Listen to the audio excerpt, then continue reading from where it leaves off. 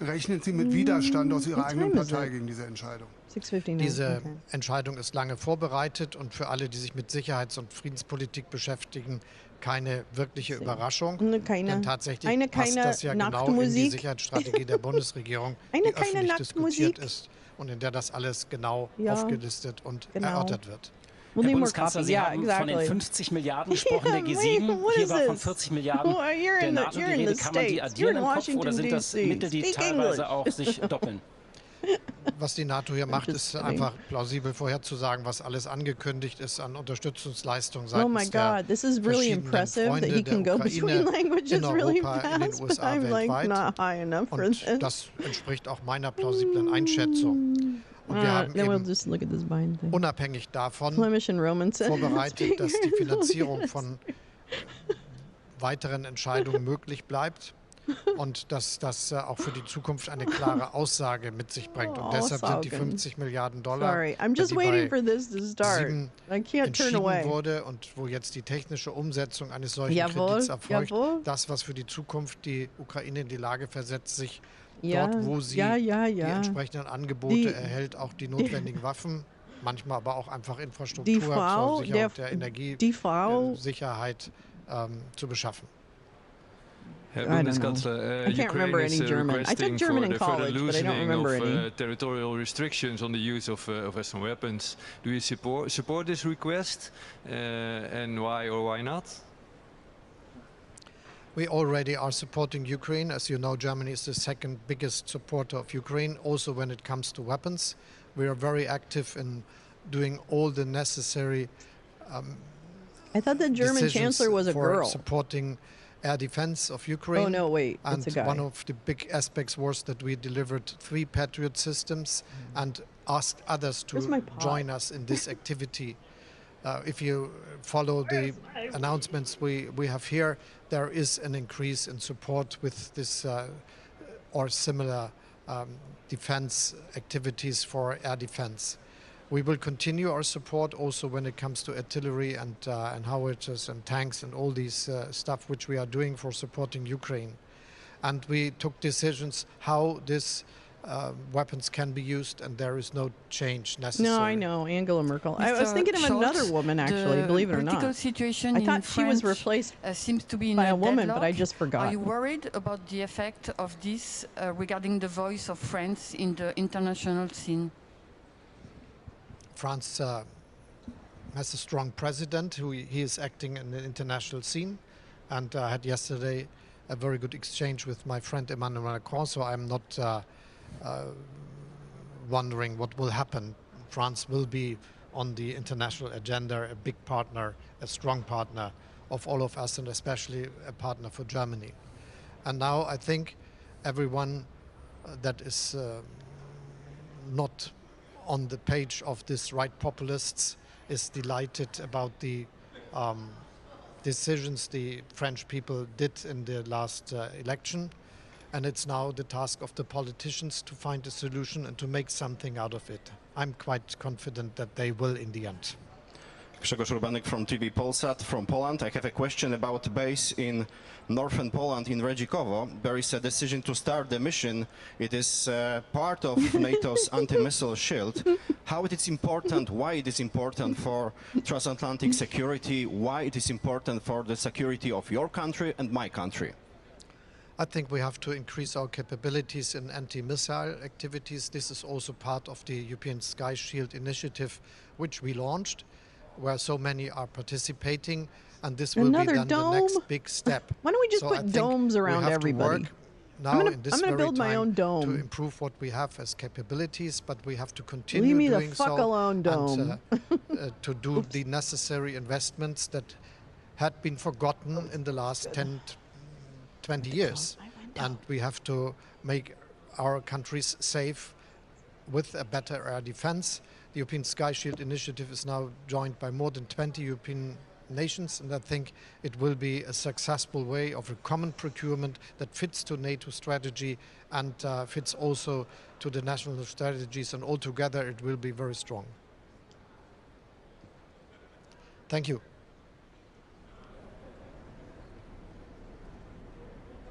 You better speak English. Because otherwise we're losing our interest. That's not true. It's not true. I'm just kidding. I'm a comedian. Leave me alone.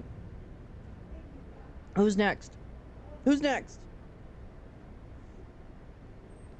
Come on. Who's next? Step up to the mic. Come on. Make it happen, people. Let's go. Come on. Who's next? Who's next? Who's next? Is that an Italian chick? Who's next? Come on. Step up. Oh, maybe not. Okay.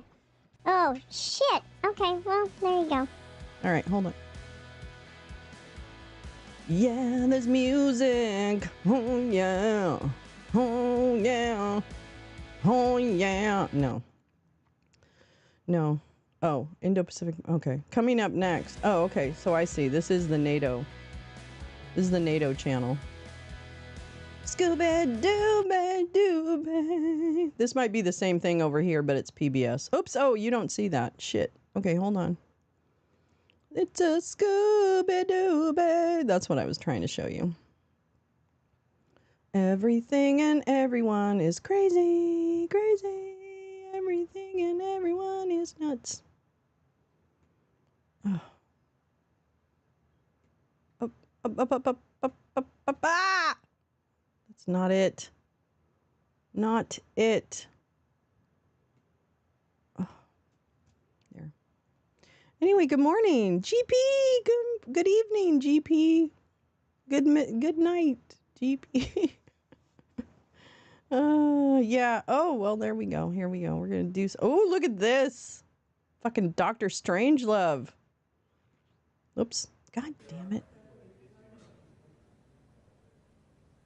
Actually, maybe this will be not what we want. We want probably just that. Hold on.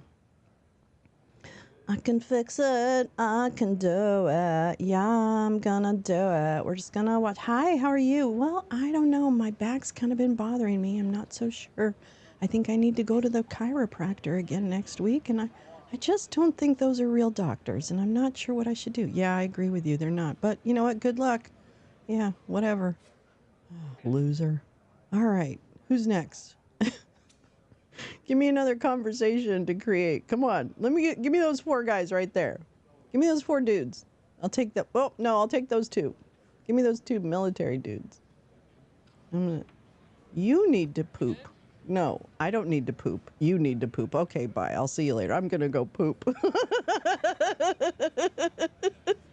12 p.m. Oh, it's afternoon. I don't even know what time it is. I don't even know what time it is. Okay, let's see. Who else? Who else around the Dr. Strangelove table is going to be our magical moment? Come on. Who step up? Come on, step up, kids. You know you wanna. You know you want Lolo to mimic your conversation. Come on. Come on, come on, come on, come on, come on. She's like, I wish I didn't wear these heels. Why'd I wear these heels for the last day? I'm gonna be running around like Dekayopakta. Herr Doctor? No.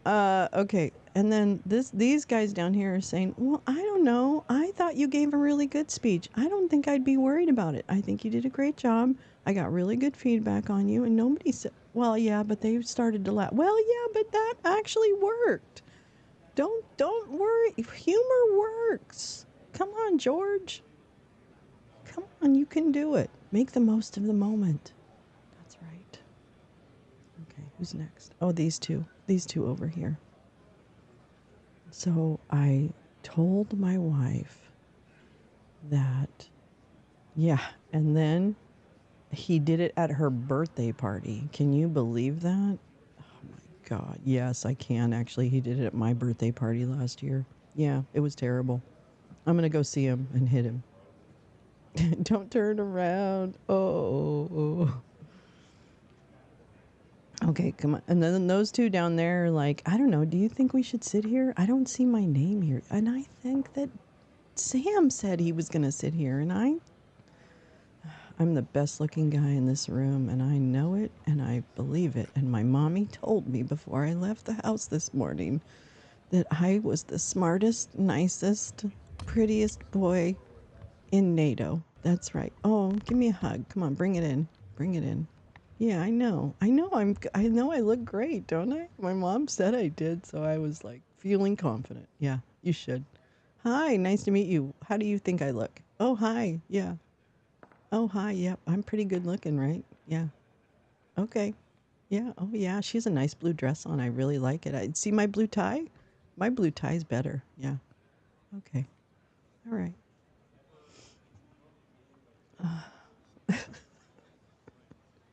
This is fun. I could do this all day. You understand that? I wouldn't even have to have a show, and I would just do this all day. I would just riff tracks. What's that guy with the fancy stuff? Oh, Justin Trudeau. Wee wee pee pee. Yum yummy yum. Give me some in my tum. I don't know. He is so handsome, and he has a real problem with the chud up in his country. But they just chased them out of the last ditch, so I think they're okay. I don't know. Are we going to start yet? Do you think I have time to poop? I don't know. Hi, nice to meet you. Do you think I have time to poop? I want to meet you too. Yeah, hi. Hi, give me a hug. Come on. Bring it in. Bring it in. Bring it in. Everybody poop? Okay. Okay, wait. This is really great. Okay, let's all go sit down. Everybody's done. Come on. Come on, everybody. Sit down. Yeah, okay. Well, yeah, you think you have somewhere to sit? I don't think so. I don't think so. Wow, look at that fancy, look at the fucking fancy ceiling thing. Look at this. What the fuck is this? Is this like Avengers? What the fuck is this? Where is this? Where is this room? Where is this room? Ah, and then she said, that's not my carrot. I love that carrot joke. I wish he would tell it again. Okay, well, maybe I will. All right. No, that's okay. I was kidding. Well, then this carrot, you see, it's got mixed up with another carrot, and then the girl in the fridge, and then, yeah. Anyway, I'll tell you later. I'll tell you later. Justin's here. Yeah, we're just standing around waiting for our spaceship to take off. Is this at that? Hey, whoever knows DC, is this at the building that's like near the White House? It's a really, really big fancy building. It's like the office, something of American, the OAS office or something? Office, something of the American states or something. Isn't that, there's a big ass building. Is that where this is? I can only imagine this is the place that holds a fucking flying saucer that looks like NATO. I wonder how much that cost. Yeah, do you think I'm still the best looking guy here, even though Justin Trudeau just walked in? Oh, yeah, don't worry about it. You're good. You're good. Can you guys talk to me, please? Can somebody talk to the poor lady that's standing there waiting for someone to talk to her, please? You idiots. Oh, my God. Yeah, and then he said something her. I don't even know her. It's one of the funniest jokes I've ever heard. Yeah, and this guy's a big douchebag. Yeah, Yeah, you're kind of interesting, but I don't know. I feel like your forehead's too big. Okay. Sorry, Handmaid's Tale is filming. No. It says no one will talk to her. Come on. Then the same thing with the lady in the salmon. Oh, wait. She just got somebody to shake her hand. Hold on. That's fine. That's fine. That's fine. Oh, what is this woman doing? Oh, yes. Hello. We are the best looking men in here. You are so welcome to be next to us. Wee wee. Oh, baguette. Baguette du fromage. Is that Emmanuel Macron? Am I like losing my mind here? No, that's not Macron. I don't even know if he's French. I don't even know if he's French. I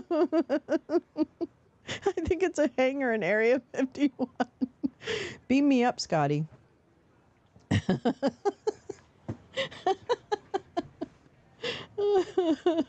Well, then I said to, all the chuds in Canada, go fuck yourselves. And they were like, no, we're not gonna. We're gonna just keep whining about everything. And I said, well, okay, go ahead.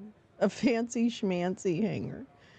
The Washington Convention Center? Really? Okay. I guess that's, yeah, it makes sense. I just thought they had that big fucking, because they had that big building. Office of American States, Organization of American States, that's what it is. Something called Mellon Auditorium is also mentioned. Oh, okay. I don't know. I hadn't heard of that. Anyway. But here they are in their spaceship capsule that looks a little too much like Dr. Strangelove, if you ask me. But what do I know? What do I know? Yeah, it does make sense. Although it's world leaders, I would think they'd have a more secure location. But of course, they've made it secure. I'm not worried about that. But yeah, it just looks a little bit like is under fire for attending NATO instead of flipping pancakes at the Calgary Stampede.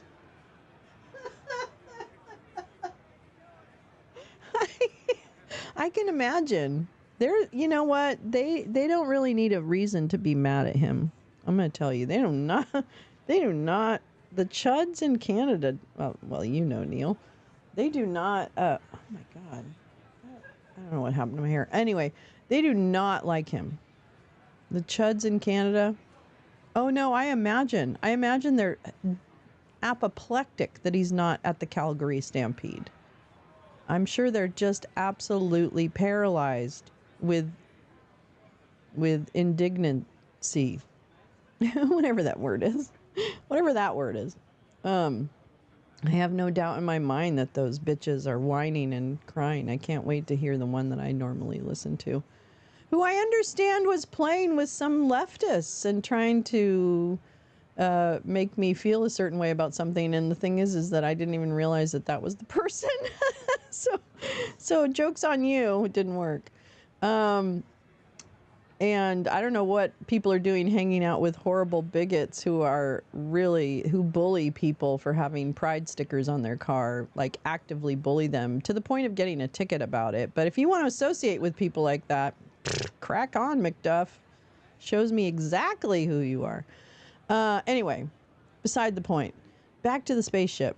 Back to Dr. Strangelove. I don't even think I'm not as drawn by the spaceship as I am that this is like a complete Dr. Strangelove. Okay, wait a minute. Wait. Hold on.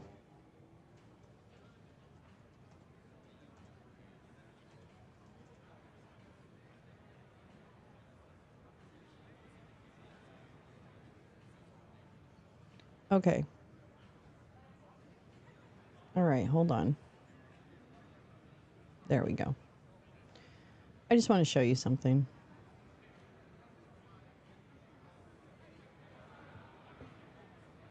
There you go. There you go. Wait, hold on. I got a better one.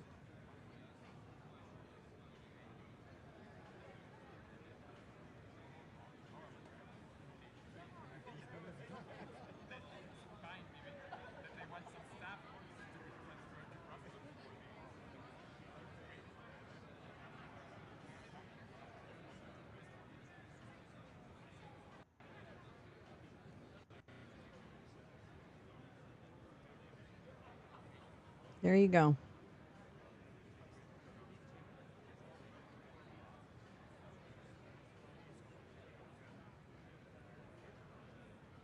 I think that's perfect.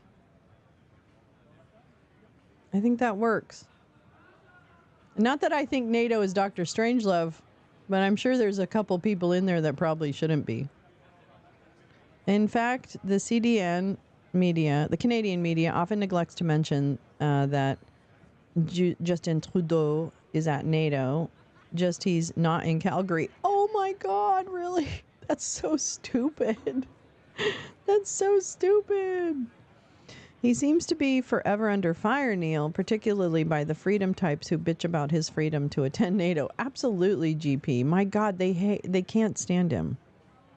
They can't stand him. They think he's a Castro love child. It's very weird. It's a very weird lore that they have for him. Very true. The right-wing chuds treat him like idiot high schoolers treat their unfavorite classmate. It's also childish. It is. I love morning phone calls that end in politics, not, oh, peace, love, I'm sorry. That blows. I say no more politics. Politics are dumb. Oh, look at that, Mr. Erdogan. Oh, you're having your morning snack?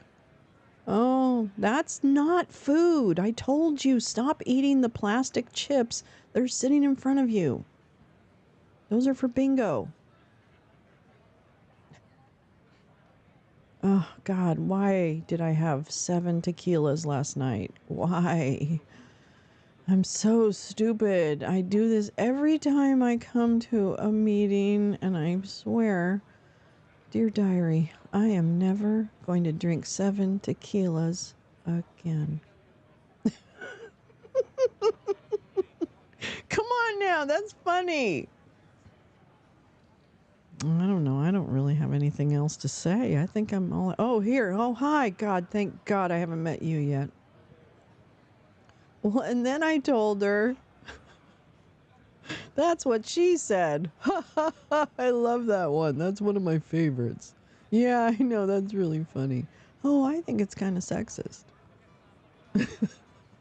Well, and then I said, I don't think I can fit any more gold shit on my arm. You know, I think I'm starting to look a little clownish. What do you think? Well, yeah, kind of. That's not Macron. Who is that? Who is that? Does anybody know?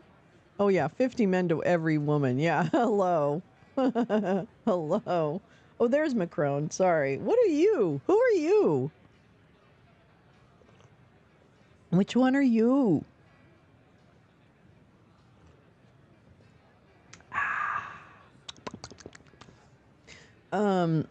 Yeah, anyway. Oh, I gotta smoke some weed. Hold on. Oh, crap, the dog. Hey! Okay, I'm gonna walk my dog. BRB. Very quick.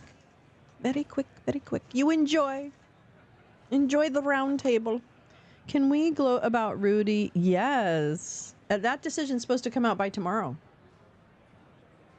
That decision, he already gave an inclination that he's going to cancel the bankruptcy case, which is good. Okay, Scott, we'll both BRB. I got it. Okay, BRB, really.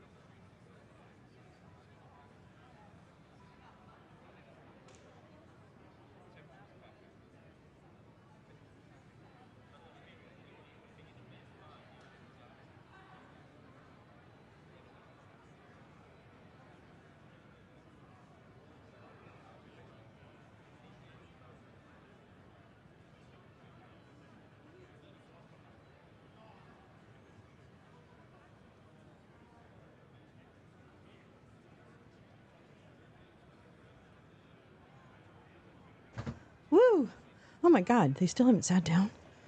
Jesus Christ. Hold on, I just need to find my headphones. Oh my gosh. Puppy really wanted to walk today. Whew. Okay, hold on. All right. Whew. Okay.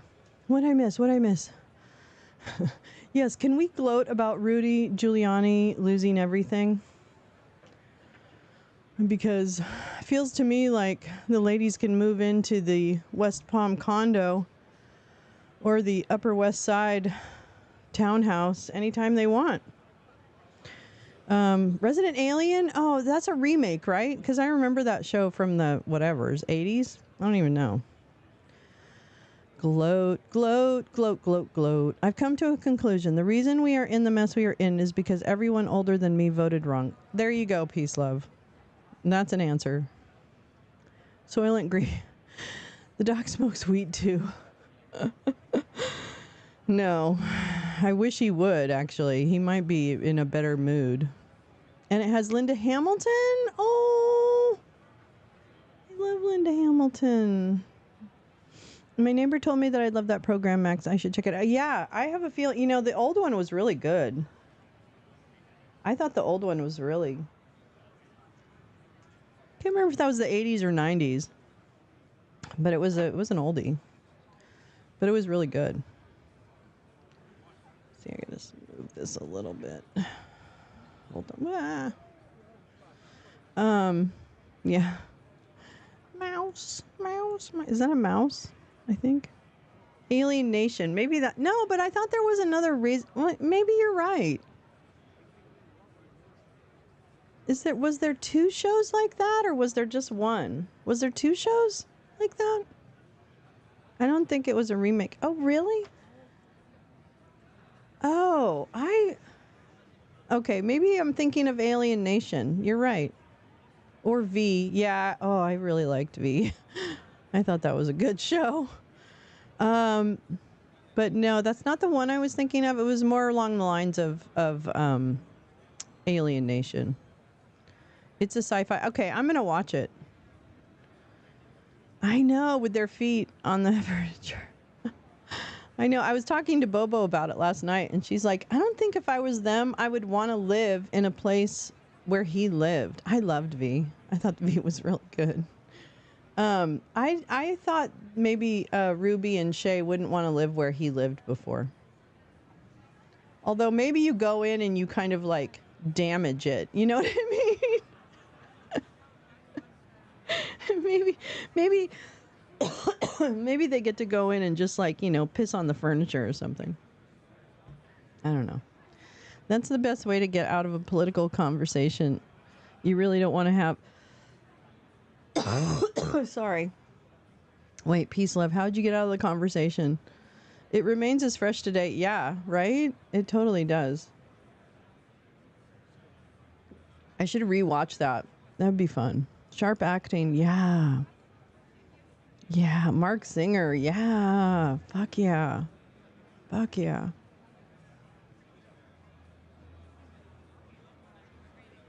Oh my God, this Gabi Days tour de force from Michael Ironside. Oh my God, yes. Some good shows in the past. Not just the pics. What does that mean? Yes, we need pics of... Oh, yeah, not just the pics. Okay. I know. I mean, I don't want pictures of them peeing on the furniture. That's not what I meant. Okay, just so we're totally clear. And I'm not implying by putting these two things side by side that they're the same at all, just so everyone knows. Let's not get too excited about what I'm putting up on the screen. What do you mean doesn't stand up very well? What? Seriously, though, does not stand up very well. Which one? I keep thinking, hi, Julie. I keep thinking about Elmo populating Mars with his own sperm.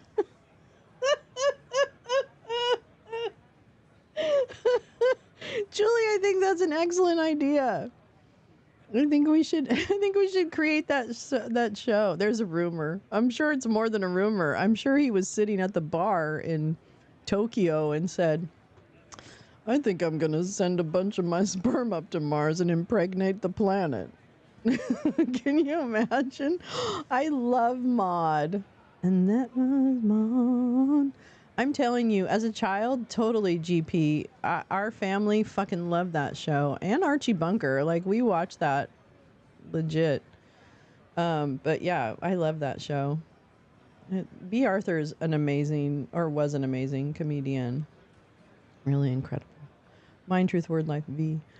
Na na na na na na na na na na na bum bum.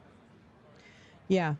But yeah, no, I'm not trying to imply that this looks exactly like the Doctor Strangelove or that they share anything but just a setup. Let's hope. Let's hope they don't.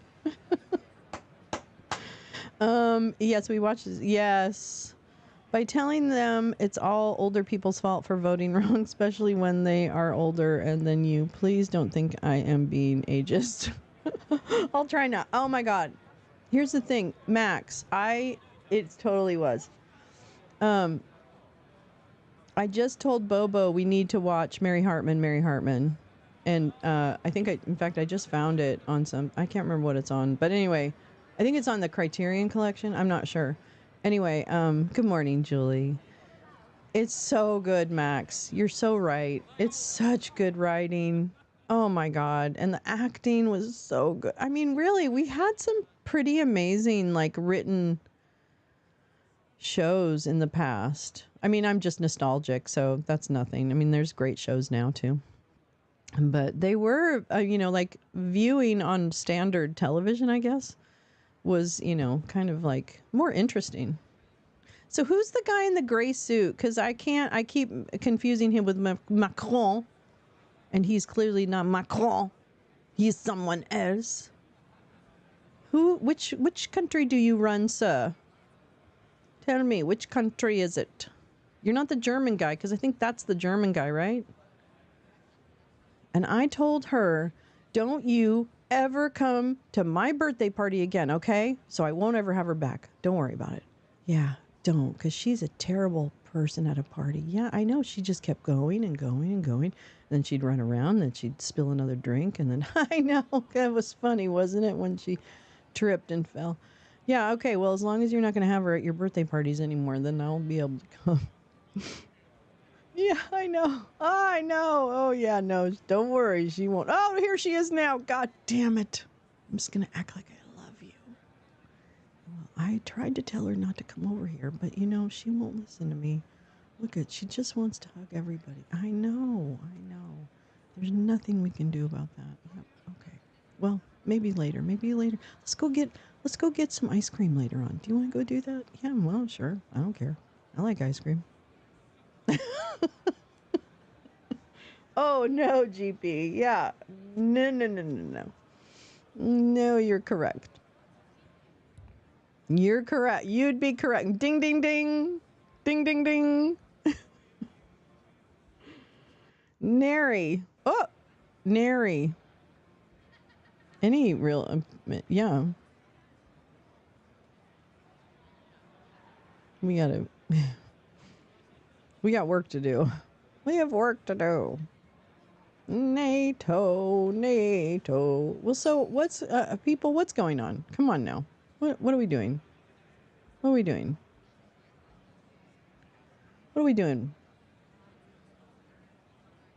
Let me see what else is going on, just to make sure we're not missing something, like, really exciting. What is this guy saying?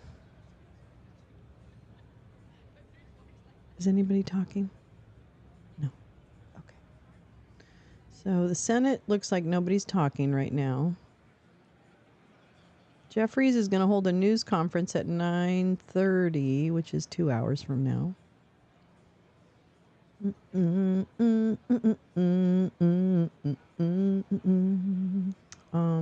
see. Any singers? Oh, no. Okay, that's later. Hold on. Okay, that and that and that. Alec Baldwin's trial. Ooh. Senate Armed Service. That's not real though. I don't think that's really happening. Do do do do do dee do do do do do dee do. What's this? Nope. Nope. What? NTD is such a weird channel. I'm never sure if anything they're playing is live or not. Wow. Wow. I didn't see Trump's speech in Doral. I didn't see it. Oh shit. That's not what I want.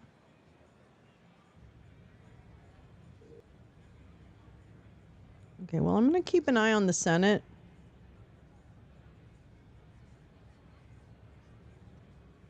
I'm going to keep an eye on the Senate.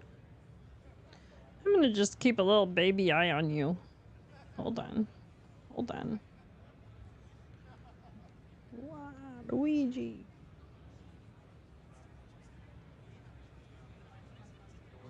There we go. And then you, sir. You're just like your father. Wait. Bleep. Bleep.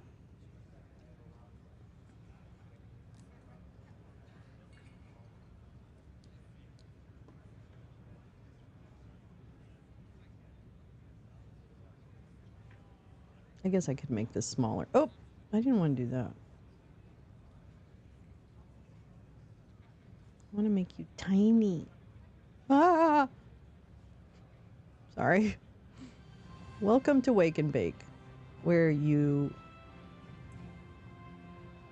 watch me try to do things.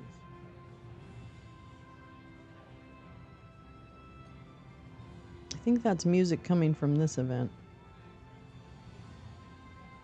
I think. Wait, let me make sure nothing's playing. Hold on.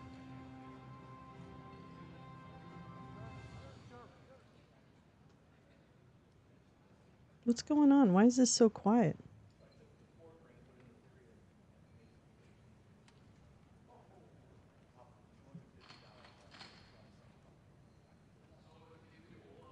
Microphones.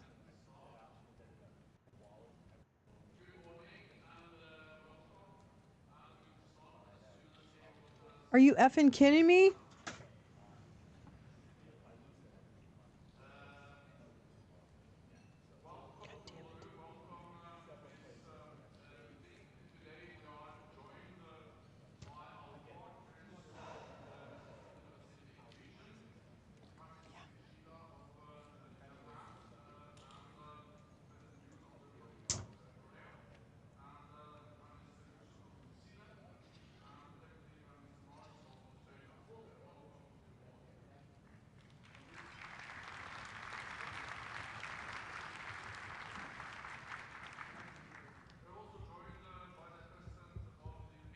Charles Michel, and EU High Representative Josep Borrell. Welcome also to you too.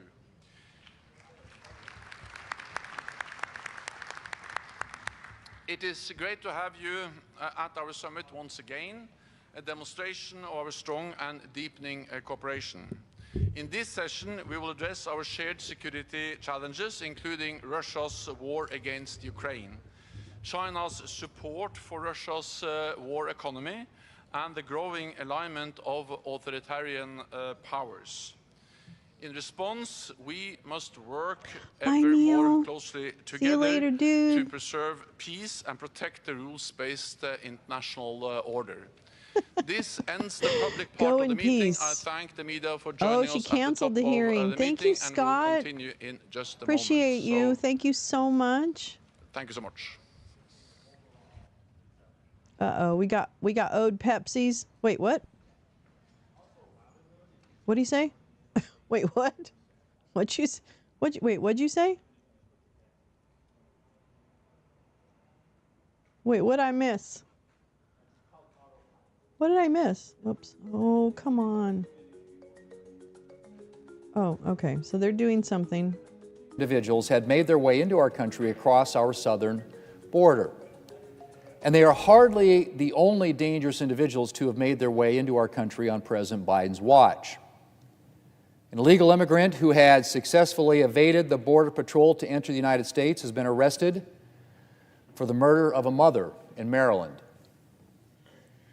An illegal immigrant released into the country on parole has been charged with the murder of a nursing student in Georgia. 2 illegal immigrants are charged with the killing of a 12-year-old girl in Texas. Unfortunately, Mr. President, I could go on. In another alarming case, 50 out of 400 illegal immigrants who entered the United States through an ISIS-linked smuggling network are still unaccounted for. Mr. President, it is, of course, impossible to predict now they care or about stop kids that are missing, by the way, every just so crime. you know. Keep up. But the chaos at our southern border that President Biden has allowed to rage for 3+ years has unquestionably created an environment that facilitates the entry of dangerous individuals into our country. Since President Biden took office, approximately 10 million individuals that we know of have made their way illegally into our country. 10 million. Really? Do we That's know larger that? than the population Because it keeps of the growing, vast majority and you guys can't decide on a of number. American states. So I call bullshit. We've had 3 successive years of record-breaking illegal immigration on President Biden's watch. 3. And we can only hope that we will manage to avoid yet a 4th. The situation is so bad that President Biden finally realized that if he didn't do something, his disastrous record on the border might tank his re-election prospects. And while it would be nice if the executive action he took last month had been motivated by the clear national security dangers the situation presents, and not by fear of losing an election, at least he finally conceded that he had to do something, inadequate and full of exemptions as it might be. But while this might, and I emphasize might, be a case of better late than never, I'm afraid it's also a case of too little, too late. Because a tremendous amount of damage has been done that President Biden can't fix, even if he should succeed in restricting future flows. As I said, roughly 10 million illegal immigrants have entered our country on President Biden's watch. And while I am sure that many of these individuals were simply in search of a better life, we can be pretty confident that there are others, like the recently arrested individuals with suspected ties to ISIS, who have more malign intentions. Of particular concern are the roughly 1.8 million known gotaways. Those are individuals that the Border Patrol saw but was unable to apprehend, who've made their way into the country over the course of this administration. Oh, so U.S. Border Patrol Chief last Jason 4 Owens, years? speaking earlier this year about the number of gotaways at the border, said, and I quote, "Those are the numbers that really keep us up at night. Because if you know that all you need to do is turn yourself into the Border Patrol and go through the process, what possible reason would you have for wanting to evade capture? Could it be that those are the folks that probably have criminal intent?" No, it might mean a host of things, sir. Chief Owens was you're referring actually to the fact that under the Biden administration's lax asylum system, individuals who show up at the border claiming asylum have frequently been released into the country with court dates as much as a decade into the future. And his point, of course, is that when turning yourself into the Border Patrol with a claim for asylum is likely to result in years of essentially legal permanent residence, it's especially concerning that we have had hundreds of thousands of individuals choosing not to turn themselves in and escaping into the interior of our country. So again, Mr. President, even if President Biden's executive action from last month does do something to help reduce the flow of illegal immigration, which very much remains to be seen, we will still be left with the effects of the chaos he has allowed to rage at our southern border for 3+ years. And we'll still be left with the effects of his other disastrous border and immigration policies, from offering mass amnesty to hundreds of thousands of individuals whose asylum cases have been closed without a decision, to fast-tracking mass parole through the CBP-1 app, to placing unaccompanied children with possibly dangerous guardians in the United States, something, by the way, that Senator Grassley is currently working to prevent in the future. And I expect we'll still be dealing with the consequences of President Biden's dangerous policies for a long time to come. Mr. President, I yield the floor. The clerk will call the roll. Ms. Baldwin.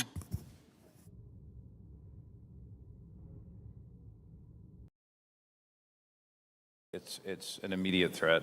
There are many much smarter than I who are looking at what's going on in cyberspace as really phase zero activity, so pre-kinetic activities.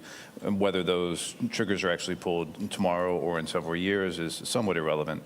If we, as a group of industry and nations, don't take steps to secure cyberspace now, we could find ourselves in a very bad place and a very bad day. So that common pact on cybersecurity, both on attribution and on cyber deterrence.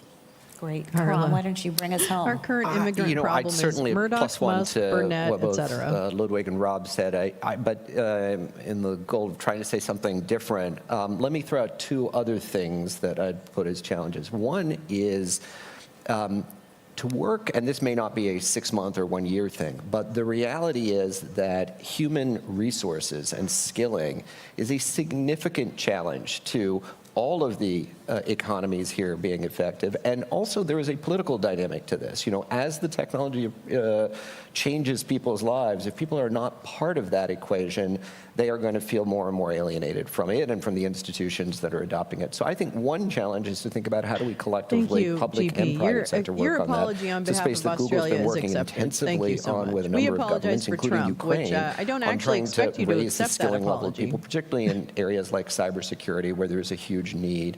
And then the other area that I would just flag is global Paula governance Bear. structures, particularly around artificial intelligence, but other regulatory areas writ large.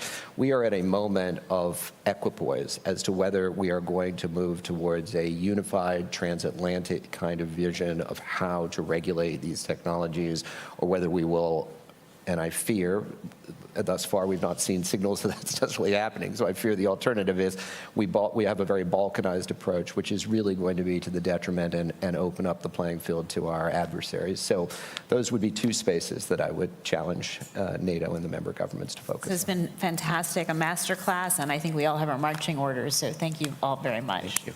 Well, there you go. Clap, everybody. Thank you. Thanks so much. That was great, gentlemen. Thanks. I really appreciate it. We're not doing anything over there. Oh, wait. What's next? Ambassador, thank you for facilitating an interesting discussion, and panelists, thank you for bringing in both the private sector perspective and NATO's. I personally have been covering hacking, disinformation, and influence operations for years, and as I'm sure many of us in the audience know, disinformation, influence, and information operations, along with hacking, have changed and transformed through the years, and so has the private sector response to them. So what a timely and relevant conversation for us today as NATO is adapting to a changing information space. Now we are thrilled to feature today's political scene setter up next. Please welcome to the stage Frederick Kemp, the President and CEO of the Atlantic Council, for the introduction. Thank you.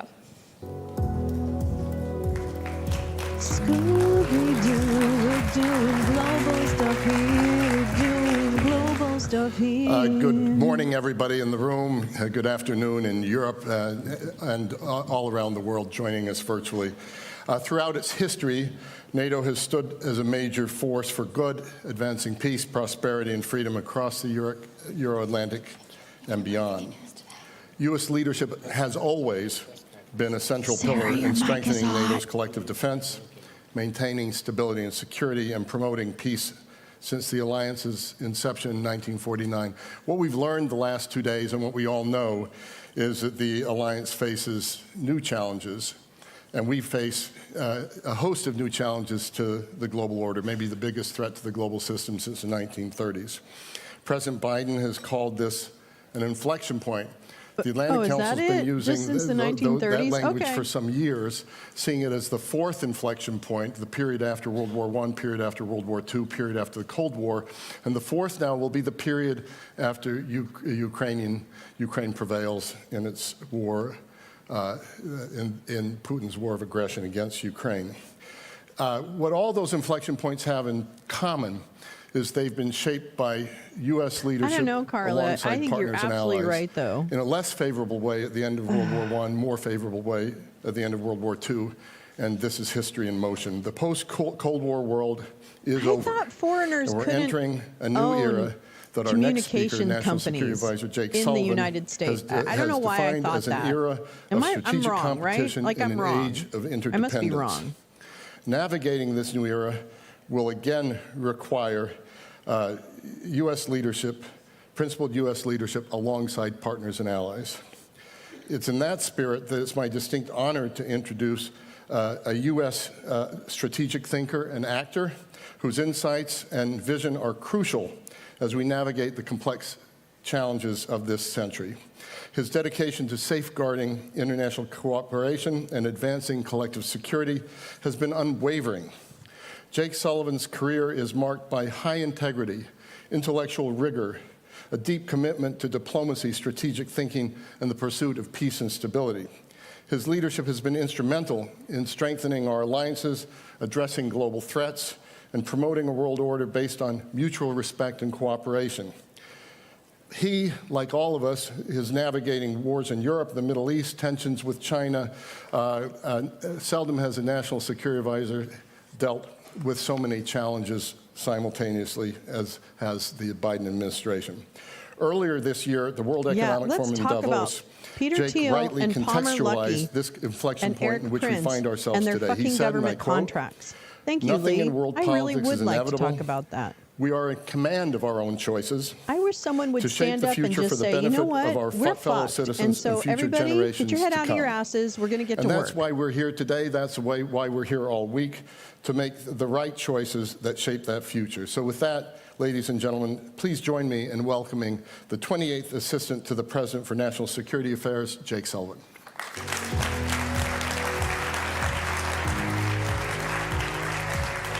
Oh my God. What? Well, good morning, everyone. It's great to be here with all of you, and I really want to thank Fred for that unduly generous introduction. But I especially want to thank the entire team who made this forum possible, because this forum is a critical pillar of the summit. Every think tank, every sponsor, every NATO leader, every partner, every participant, and frankly, every citizen who has participated in this forum, either live or virtually, over the course of this summit. I'm What's honored the standard? What's the level of protest outside the NATO shit? Does anybody know? I haven't seen any protests outside NATO. I know that one thing that has been on all of our minds throughout this summit and in the lead up to it is Russia's brutal war of conquest against Ukraine. Where are we and where are we headed? Just a few months ago, I like the brown shoes. The situation looked extremely grim. Security funding for Ukraine was held up in our Congress here in Washington, and we all saw the consequences. Ukrainian soldiers on the front lines running out of artillery shells, literally rationing ammo. Ukrainian families worried that Russian forces would take town after town. And we did indeed see the Russians try to press their advantage, seizing that window of opportunity to take additional territory. And back in April, just a few months ago, I would have thought it was like a major. By the time of this maybe the summit security here in is pretty Washington high. today, You know what I mean? Like they might have created quite a perimeter Russia would or be something. making a major breakthrough. And the backdrop of this summit would be Russia surging forward across the front. And to be frank, I imagine that many of the people actually in this room today thought that might be the case as well. But Ukrainian forces stood strong. And President Biden, with bipartisan support in Congress, moved heaven and earth to get the national security funding for Ukraine And Barron passed. is like a paper towel. And since then, the picture has changed considerably. That kid has no personality Russia's whatsoever. Kharkiv offensive stalled out. Russia is continuing to throw wave after wave of men into the fight, taking little increments of territory, but at an astonishing cost. By and large, the front lines have stabilized. Ukrainian mobilization efforts have improved. Not if you're just a normal person. Ukrainian units are building stronger fortifications and defensive lines, and day by day they're pushing back. This is due to the people of Ukraine, to their sheer courage and commitment to their country and its freedom. But it's also due to the support of the United States and nations around the world, including NATO allies here gathered at this summit. So this morning, I want to speak a little bit about the picture as we see it in Ukraine and the steps that we are taking to ensure that this war is a failure for Russia and a success for Ukraine. I'll start on the military side of things. The fundamentals of this conflict are artillery and air defense. And over the last few months, we've surged both to Ukraine with the new resources authorized by the Congress. I know, hundreds he's so of thousands dumb. of rounds I'm sorry, of 155 he does. He has the ammunition personality of to a the front paper. lines to help Ukraine repel Russian attacks. He looks like he'd catch fire. And we've in the now sun. provided Ukraine with long-range Carla. capabilities, ATACMS missiles, which the Ukrainians are employing If with he good really effect was in in business with Russian-occupied Martin areas of Shkreli, Ukraine, come on now. including in Crimea. Come on now. And at He's this as summit, we've big a continued to douchebag make as his major moves. Siblings. First, allies have committed to collectively Just less provide drug Ukraine with at problems. least 40 billion euros worth of security assistance over the next year. And that's not just a dollar sign. That is equipment, tanks, armored fighting Ivanka vehicles, should bring him in on the family artillery, business in Saudi Arabia. missiles, the whole range of capabilities that Ukraine needs to Maybe be able he'd be to really helpful with that. effectively fight and win. I guess. I mean, Next, he in seems partnership to be, with our allies, we will seems to be provide kind Ukraine of with like 5 if he strategic is, air defense systems and Listen, dozens of tactical if he systems that doesn't are have the especially wherewithal to relevant know help Martin protect Shkreli, yeah, he Ukrainian might forces just on be the front young. lines. And he's The sheltered, strategic right? air Like he systems hasn't grown will up help like a Ukraine normal as it person. endures a continued pounding So, by Russia all right, I'll leave of him its energy alone. grid God damn with it. Russian missiles and drones. When do I get to start and a making continued fun of him, though? assault As soon as he on says its something front stupid, I'm lines going by in. Russian planes. And we saw the That's horrific it. You can't stop me. reality of Russia's brutality. The minute with the that attack kid on the says something Children's really Hospital in stupid, Kyiv just a few days ago, all and we were bets are working with gloves. Ukrainians to deal with that attack and to respond with force and vigor. I'll get him. From our own production, No, I'm we'll just deliver kidding. I don't give a hundreds shit of about critical him. air defense I don't think he'll missiles do to anything. Ukraine He's over not the that next year smart. as well. I don't think he's that smart. There was a point earlier this year Maybe he is. when it looked like doubt it. Ukraine might run out of interceptors. It seems But like he thanks to kind of decisions ham-handed President the Biden has whole taken, working with digital allies and partners, currency thing. we will ensure that Ukraine remains The coin. supplied with the air The defense famous missiles coin. it needs for all of the batteries that we and our allies are now providing. Batteries? You're giving him And together, batteries? the United AA, States, AAA? Denmark, and the No, I'm just Netherlands have begun the transfer of F-16s to Ukrainian forces, and Ukrainian pilots will be operating in theater with those F-16s this summer. Like I said, major moves. And we're also No, it steeled doesn't. for the Actually, struggle ahead. it's more of President a Putin thinks he can feature. outlast Ukraine and its supporters. It's more of a feature, not a bug. And he's taken steps really to put true. Russia's war industry, its defense industry, in fact, its I mean, you entire probably have to economy on be, a right? wartime footing. You have to be an asshole. And with help from That's Iran, what I think. from North Korea, That's what and I from think. the People's Republic of China, think you have to. he's attempting to undertake Never Russia's had a most chance. significant Yeah. defense expansion since Although, the height of the Cold War. hey, look at Ron Reagan But Jr. make no mistake, Ron this Reagan Jr. unsustainable spoke war against his spending father masks when his father underlying was still weakness alive. and fragility. And the economic So- costs for Russia are mounting and will compound Yeah, over time. exactly. Meanwhile, Well, Barron's NATO kinda allies have putting been himself making out there, so historic I don't know. investments in our own defense industrial I'll be bases nice. I'm not without gonna- distorting our I'm national not really economies the way mean. Russia has.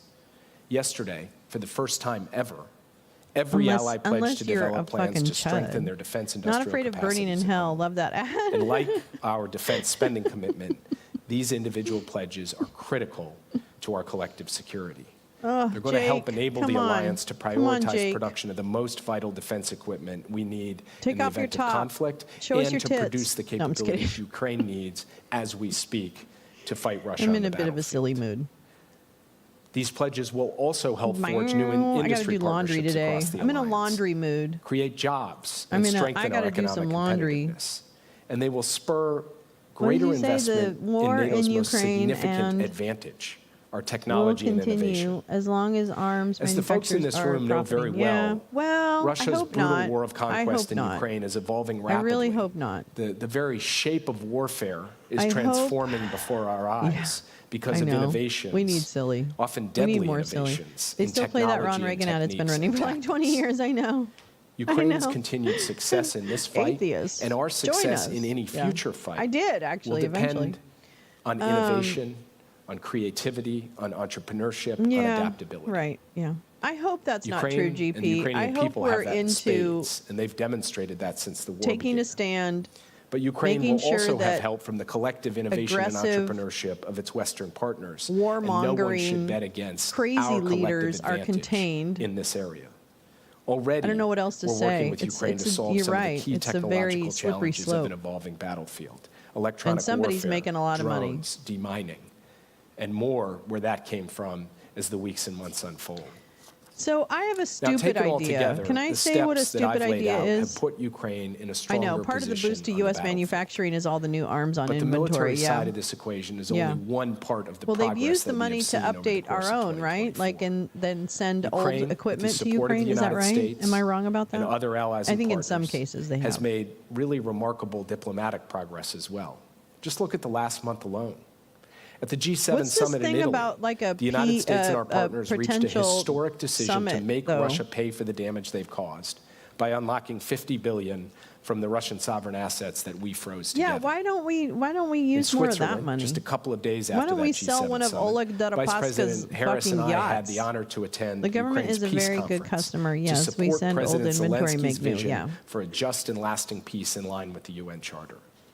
That peace summit, attended by more than 100 countries and international organizations, but our old stuff is was not. a remarkable sign of Ukraine's obviously. diplomatic strength and staying power.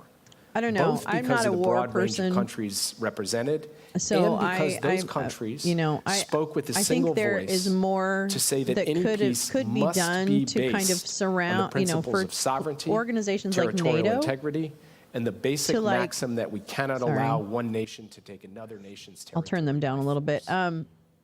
The fact that we could use NATO as a way to actually diplomatically solve some of these issues and almost like close off the despots. Yeah, but the peace dividend. Yeah. I know, I do. I just can't.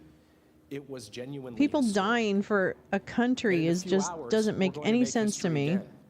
Any sense. Biden will convene more than 20 world leaders. Yeah, still great stuff. Yeah, I know. We're sending good equipment, operable equipment. To launch the Ukraine Compact. This compact knits all of these countries together. I don't know. This is one of those things where, it's just tough. To support Ukraine in this fight, and we will also help build its force so it can what happened here? Deter and defend against future aggression as well. Oh, that's and PBS. After this war is over, all of the countries in the compact will continue to have Ukraine's back, just like we have it now. Over the last couple of days, what's going on here? I think we're getting a behind the scenes at PBS. Ukraine. And the session this afternoon of the NATO-Ukraine Council. How many Sigma is operable? On full display.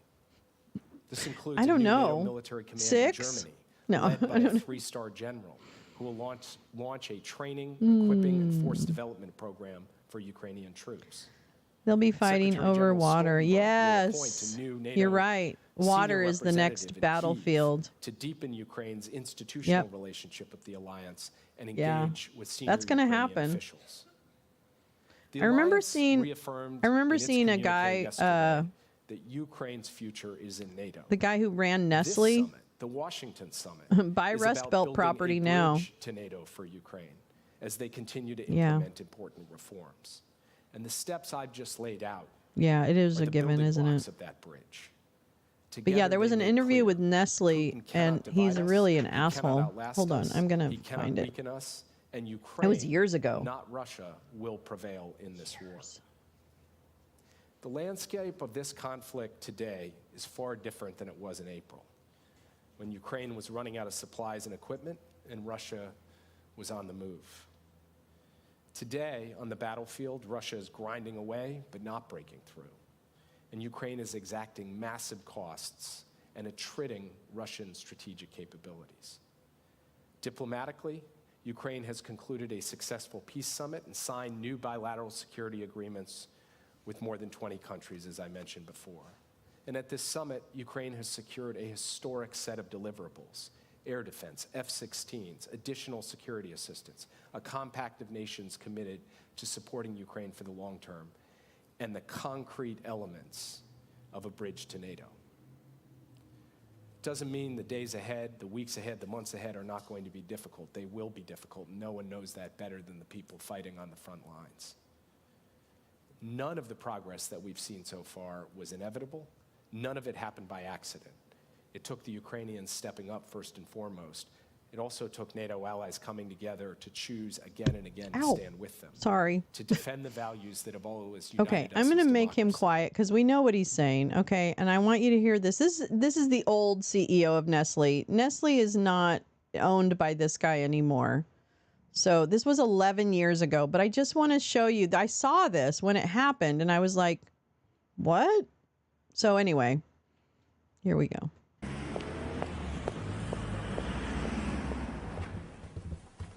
It's only 4 minutes. Mein Name ist Peter Brabeck. Ich komme aus Villach in Kärnten und bin seit jetzt 7 Jahren Verantwortlicher der Nestle-Gruppe, des größten Lebensmittelkonzerns der Welt, mit einem Umsatz von ungefähr 9. I know it's hard to read. I'm sorry. Okay, so I hope you can see these. I hope you can see these captions. Der Nestle-Gruppe, des größten Lebensmittelkonzerns der Welt, mit einem Umsatz von ungefähr 90 Milliarden Schweizer Franken oder ungefähr 65 Milliarden Dollar. Und mit ungefähr 275.000 Mitarbeitern, die bei uns direkt arbeiten. Also insgesamt ein relativ großes Schiff. Wir sind die 27 größte Firma der Welt. Wir glauben heute zum Beispiel, dass alles, was Natur ist, ist gut. Es ist ein riesiger Wandel, weil eigentlich bis vor kurzem haben wir immer gelernt, dass die Natur sehr unerbitterlich ist. Der Mensch ist jetzt in der Lage, der Natur etwas an Gleichgewicht zu geben. Und trotzdem kommen wir jetzt in so eine fast Versinnbildlichung, dass alles, was von der Natur kommt, ist gut. Gutes Beispiel ist Bio. Bio ist jetzt das Beste. Ja? Bio ist nicht das Beste. Nach 15 Jahren Verzehr von gentechnologischen Lebensmitteln ist in den USA bis jetzt noch kein einziger, nicht einmal ein Krankheitsfall aufgetreten. Und trotzdem sind wir in Europa so beunruhigt, dass uns irgendetwas passieren kann. Also auch dort ist mehr Heuchelei als sonst irgendwas.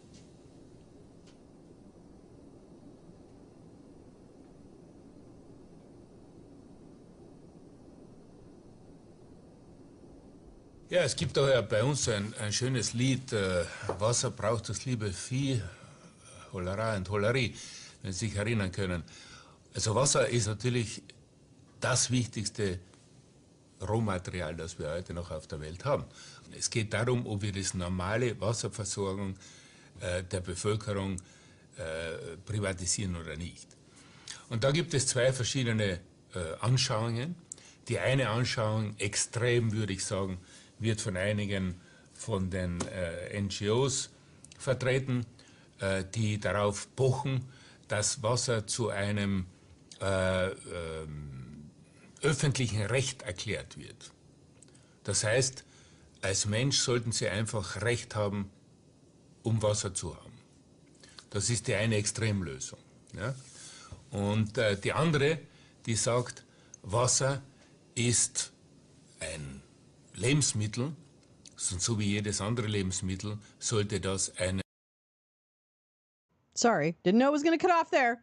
Okay, so yeah, so that is the CEO of Nestle from 11 years ago. And basically, he went on and on about the fact that water is not a human right, access to water, and that his goal was to privatize water, right? Like to make money off of water. So he's a fucking asshole.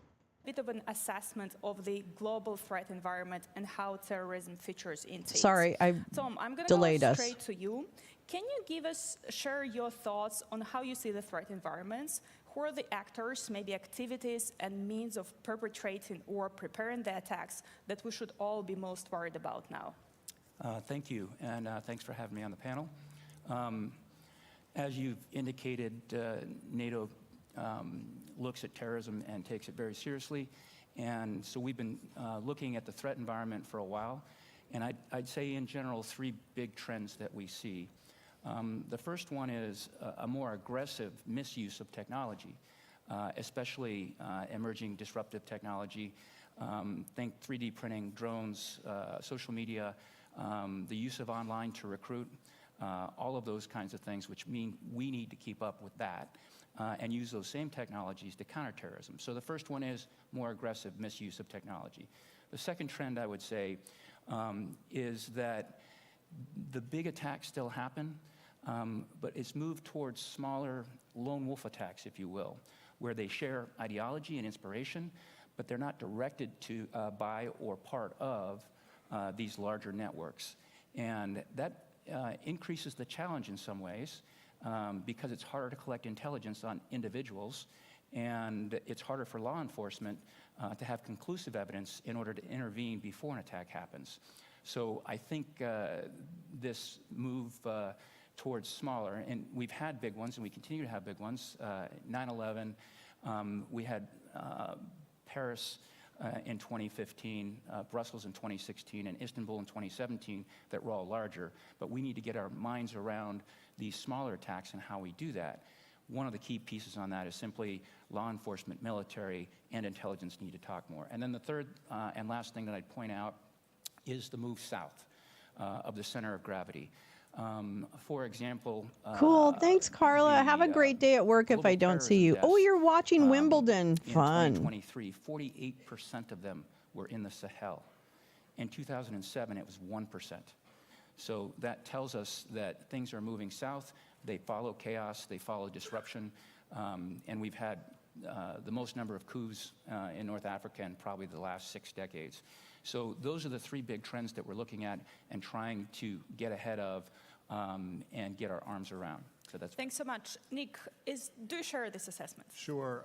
If you were talking to an American counterterrorism official, one of my colleagues across our counterterrorism community at present, you'd hear words like heightened threat environment, elevated threat environment, a more acute threat environment, a more challenging threat environment, and it goes Counterterrorism Coordinator, Department of Homeland Security. It also goes to the diverse array of different extremist ideologies that we're confronting in the terrorism world at present. So not only do we continue to face challenges from our foreign terrorist organization adversaries, ISIS, Al-Qaeda, and the global enterprise that is represented by each of those 3 last week? I have. Also, in many of our nations, perhaps even most of our nations across the alliance, have a set of actors that we would probably describe, using our terminology, describe as being motivated by racially or ethnically motivated violent extremism, something aimed at targeting some community based on their race or ethnic origin. And so the terrorism landscape gets wider and wider.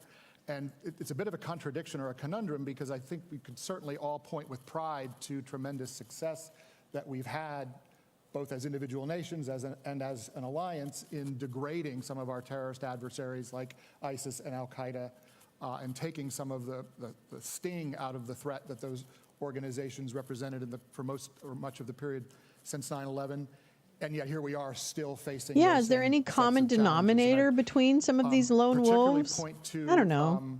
ISIS-K, like Mike Flynn? The ISIS branch located in the Central Asia region, to include Afghanistan, as being a particularly don't get me started on credit agencies. We've seen that don't get me started. Prove its ability to carry out lethal attacks in places like Russia and in Iran.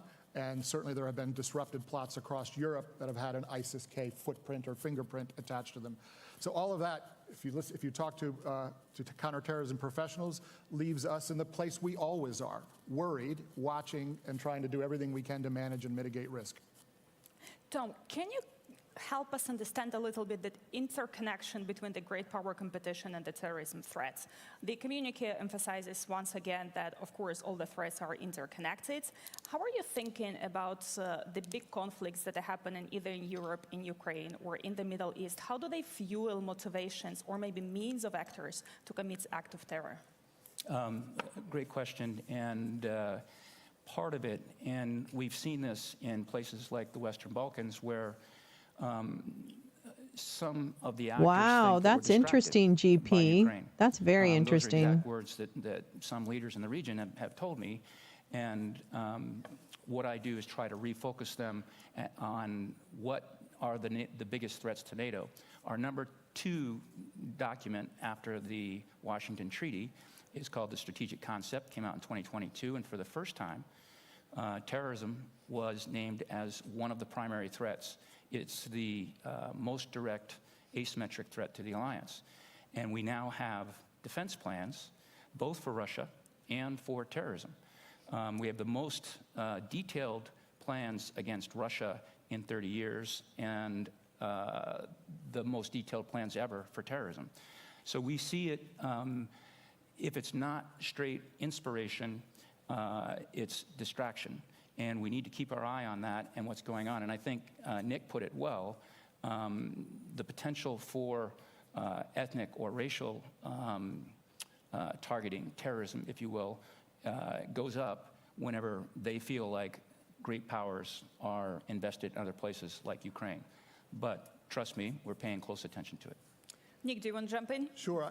I think our intelligence community has began to kind of speak more openly and publicly about what we see in the intelligence world, which is some of our great power adversaries or competitors actively engaged in efforts that have the effect of undermining social fabric and social cohesion across our societies. And those are, of course, the very factors that contribute to extremism and that bring people into extremist narratives and extremist mindsets that lead them down a pathway towards potentially being an operational actor in the terrorism space. So I think that's done in both subtle and unsubtle ways, and I don't need to explain that to most of this audience. We see that playing out across many domains, not just the terrorism domain. The other thing I should circle back to, just to touch on, because we didn't talk about it in the very first question you asked, was the impact of the conflict in Gaza on the global terrorism landscape, I think, is hard to understate. One of my colleagues in our intelligence community has used the words, it's been kind of a supercharging of the global terrorism enterprise, and it certainly came at a time when we didn't need that. And I say that, the global terrorism enterprise, because even terrorist organizations which are not directly tied or connected to the Israeli-Palestinian conflict or the ways in which that conflict might ultimately be settled, are still finding ways to take advantage of that narrative, the narrative that has sprung from events in Gaza since last October, and use it to animate. Jim Stewartson, are your ears burning, sir? Reach to certain populations that were beyond their reach previously. And so it's just become an exacerbating factor, something that we didn't need on top of an already complicated fascinating. threat picture. That's a very wide array of challenges. And Tom, going back to you, of course, NATO cannot address them all. Okay, his name's by Tom. themselves. You'll learn to mention that there is a family of plans, including a plan for the South that's specifically connected to the threat of terrorism. Can you give us more insight what NATO is doing about terrorism, what it can do, and maybe a few words about your role to coordinate it all? Yeah, thank you. The NATO, the 2 documents that you referenced, we have a new policy guidelines. Assistant Secretary General for Operations and NATO Secretary General's Special Coordinator, Thomas Goffis. In the threat landscape. And the idea that NATO looks for as an international organization is, how can we add value? How can we best do that? And these documents help us circle in on 3 main areas. The first main area is shared awareness. And we do that through many different mechanisms, one of which just met in Croatia. It's called the CT panel, and with sub-working groups. And we share information on the terrorism threat. The latest attacks in Russia, allies got together, shared the information, so that we're on the same playing field in terms of knowing what's going on out there. I didn't see that.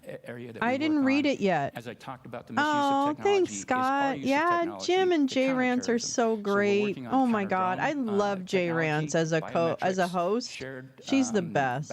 I love her. I thought it was a good space. Exploitation. And then the last category, and this is one where we're very active, is capacity building. Specifically, we're focusing as things moved south. Are you running it up the flagpole? On some of our southern neighbors. Is everyone saluting? Like Mauritania, Tunisia, Jordan. Sorry. All have lines of effort that work on capacity building. I'm going to be right back. I have to pee. With Mauritania, she's a star. I love Jay. And what we can provide, which is maritime domain awareness and the ability to conduct intercepts in the maritime domain if needed. So capacity building is one of the big things NATO does. It's our outreach. We also reach out and engage the EU, the UN. We actually have a capacity building package with the UN. She has really great questions. She has really good, she does a lot of good research and other things. So yeah, she's just she is a joy. She's a joy to be friends with. Really is.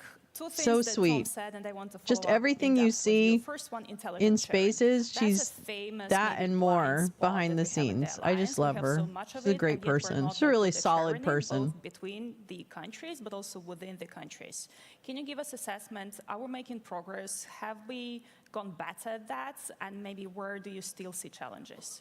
Sure, it's a great question, and I think let me put that also in the context of a resource environment that looks different today from a counterterrorism perspective than it has looked for most of the post-9/11 period. If you think of most of the post-9/11 period, terrorism or counterterrorism resource requirements would have been at the front of most any line to be met across our various systems, certainly here in the United States. Now, of course, there are a wide array of pressures on the resource pie. Great power competition foremost among them, but other national security challenges we face. So in the counterterrorism domain, we're having to either hold steady or in some cases even make do with less. And I'm getting to the point here because that puts a premium on cooperation and engagement with partners even more so than ever more so.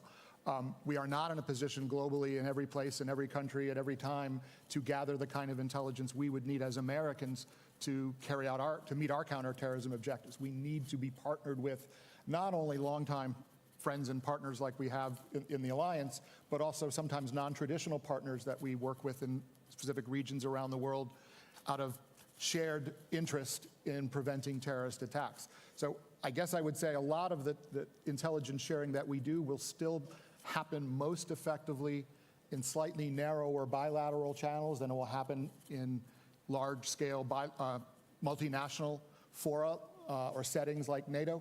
That said, establishing that common shared understanding, that shared intelligence picture that allows us all to resource appropriately, identify priorities appropriately, the way Tom was describing, that's an essential pillar of cooperation in a context like NATO's. You're in a very tough spot. It seems like you have a broader set of challenges in front of you, very different ones, but fewer resources to address them. So thank you for the work you're doing. And I'll stick with you for another point that Tom was mentioning earlier, and you alluded to it as well. It's the impact GlobSec VP for Policy and Programming. Terrorism. We talked about that there's things like 3D printing, social media, that all affect the ability of terrorists to perpetrate attacks, plan for them, recruit people. What's your take on that? But also, can you tell us a little bit how we can be using technology to address the very same threats? Oh, again, that's good. Great set of, she's done a lot to watch out for me and others. She does a lot. Have long enjoyed is a yeah, I know. He's a bad guy. I didn't realize it was that guy. I should have known. I would argue that that gap is narrowing, not in He actually is very dangerous. He hit one this woman journalist, Tina Desiree Berg. He punched her a couple of years ago, so he's a bad dude. That is outside of a government intelligence organization's reach. So can fellow or conspirators looking to carry out a potential terrorist butterflies. Jim, you did? I didn't know that. Butterflies, good morning. How are you? Speak to the challenge that encryption places on us in terms of getting ahead of terrorist plotting, being able to gather the kind of anticipatory warning and intelligence that would allow us to disrupt plots before they take shape. That's not to say or argue that we shouldn't be looking or that we shouldn't be embracing these modern technologies to include encryption. They enable a wide array of very positive things as well. We're watching NATO. Challenge as well. It's NATO. I guess the way I look at the technological challenge right now is a bit of cat and mouse, or a bit of a race to try to stay one step ahead of our terrorist adversaries, so that technological edge that we've enjoyed for most of the last 20 years in the post-9/11 period does not get narrowed too significantly. And then lastly, some of these tools are also tools we can put to use in our own defense and to enhance our own counterterrorism capabilities. Artificial intelligence is now being put in service of AI, efforts to look at large data sets that will help us assess patterns of terrorist movement and migration across the globe, for example. Help us understand what populations of concern might be worthy of greater intelligence focus. We can use these modern technologies to help us be more effective and more efficient in our intelligence work as well. Tom, back to you. We just actually had a great panel on digitalization of NATO and how the private sector can contribute to that, what role it plays. And of course, here we're talking about the tools that's primarily now being developed by the private companies. And as we have the challenge to stay ahead of our terrorist adversaries, we also need to work closer within ourselves to make sure that we have the capabilities to do that. In your work, how closely are you trying to bring in the private sector into your counterterrorism activities? Maybe what are some of the challenges that you see doing that, and where do you think you can do better? Another great question, and part of the operations division at NATO headquarters is something called a situation awareness center, and we are actually licensing some of the AI tools for data mining in order to keep track of the really, it kind of gives me PTSD about conferences. It's not just one hat that does this. I'm like, and I know Nick runs into this as well. Is you find yourself continually crossing lines, strategy, lines, in order to get the information and take the appropriate action. Oh, it's not streaming in Australia yet. GP, I got to figure out a way. Between the public diplomacy piece, because they're I'll trying have to figure out a way. Information and counter narratives. Because it's a good movie. Bad Faith is a very good documentary. And it's not always natural to cross those bureaucratic lines. And we see the same thing in national governments, as Nick said. Within a government can sometimes be harder than going between governments, frankly. And one of the big areas of emphasis on our CT capacity building work is how to get law enforcement and military/intelligence to share information in order to take the right actions, hopefully to prevent or foil plots. And that's kind of where we're going. Primarily right now, we license the tools dumb that that's are AI not happening. Driven and developed, especially in like the it seems so inefficient. Nick, we mentioned several times the importance of cooperation between different states who are trying to fight terrorism. And we referred also and that he married a went Greek as far princess. As trying to share the intelligence Jim's the information man. with Russia ahead of the terrorist attacks that we saw are being planned. What is your way going forward? How much scope we can to cooperate with our adversaries like Russia or Iran on countering terrorism, and what form and shape this cooperation can take, if at all? So it's been publicly reported, as you suggest, that information was shared by the United States with Russia in advance of the Crocus attack in Moscow. Licensing tools for that may have been surprising to some observers, but from my perspective, having served in senior roles in government, that was a simple policy matter. It was, we have an obligation when we are in possession of information that will prevent loss of life in a country, even a country with whom we have very difficult or even adversarial relations. And I can think of numerous occasions over the last 20 years where we've been in a similar position, where we've shared, sometimes directly, sometimes through third parties, information that was designed to save lives or prevent a terrorist attack from happening in a country with whom we had very difficult relations. That does not automatically translate into a cooperative relationship. Sometimes it can be I want to find out more about Palantir. And as simple as just sharing a de minimis amount of information as a duty to warn. And the duty to warn principle is something that's fundamental in our system here.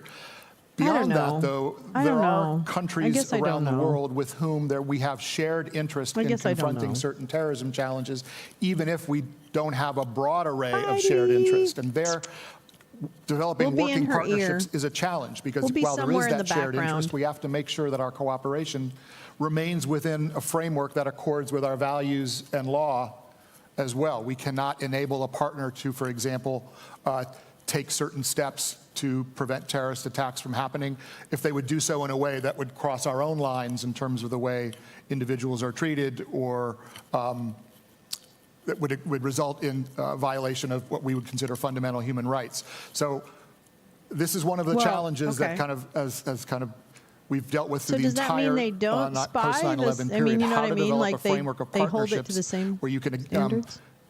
receive the positive output of those shared partnerships without necessarily contributing to conditions in those difficult countries or difficult partners that may actually make the situation on the ground even more challenging. 54. Tom, is that a shared approach so that between means, allies? Let's see, what is that, an 18 or a 13? Is that a shared approach? I can't tell. That the I think it's entire NATO 19 would here, endorse? so probably about 35 I think on Twitter. that Nick put it was excellent. There's Trump a duty co-shared all our to secrets warn, already. I know, and then there's also Carla. the left and right limits of making sure that we're not providing information that somebody's going to use to violate human rights, for example. That's a good so point. I think it's a tough road to plow, but I think Nick parameterized it very well. We're running out of time, so I'll sneak in one more question to both of you. There's a lot of ways how really terrorism good can be done today. Going forward and looking into the future, what do you think is the next big thing? What is a blind spot that we might be not paying enough attention to right now? What do you think we should be thinking about more that would be more important in the future but might be not visible that much right now? And Nick, I'm going to go to you first. Sure. I wouldn't necessarily think of it as a blind spot, but something I worry about quite a bit looking into the future is the non-kinetic attempts by terrorist actors to have impact on our societies. We all worry about the kinds of attacks we see today, bombings, shootings, stabbings of individuals or in highly public settings. But of course, we also know that terrorist actors have broader ambition than that. They seek to engage in activities that would target our critical infrastructure, whether that's through cyber means or some other means. And so while they have, to date, but ticket prices are going to be antitrusted. Come on, dude, skill set to the point where they can threaten our collective critical infrastructure. You're going to be able to get those Taylor Swift tickets. That is one of the asymmetries I worry about. Come on now. The gap closing over time. Tom, what are you worried about? I agree some of the non-kinetic pieces, specifically the undermining of our democratic institutions. I really worry about that, and there are a lot of elections coming up. Safeguarding that process is critically important, and the credibility of that process. The second thing I would probably highlight is geographic. Central Asia has the potential, given what's going on in Afghanistan right now, to be a net importer of potential terrorist activity. And so capacity building with Central Asia might be a spot that I'd look for in terms of what we should do. And then Nick highlighted this earlier. And the Houthis in the Red Sea really point at how disruptive they can be now that they've adopted and have technology that threatens air and missile defense really hardcore. I think that's the third area that we're becoming aware of, partly because of Ukraine, but these kind of weapons in those kinds of hands make it tough. Thank you so much both for taking your time and for sharing your insights with us. Fighting terrorism is definitely whole of society approach, so we'll do our part to help you do your job. Thank you so much. No, that's not it.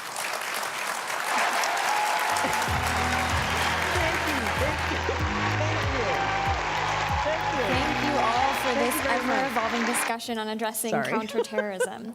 We've seen the conversation about counterterrorism evolve from the post-9/11 era to a shifting conversation about great power competition. But as our esteemed panelists noted, we still know that terrorism is an ever-present threat, from the shooting attack in Moscow recently to a number of ISIS-K plots disrupted in Europe, to evolving goals and targets, as our panelists mentioned. So thank you to the panelists. Our next session will be moderated by Martin Sklenar, a distinguished fellow at GlobeSec. Please join me in welcoming Martin to the stage.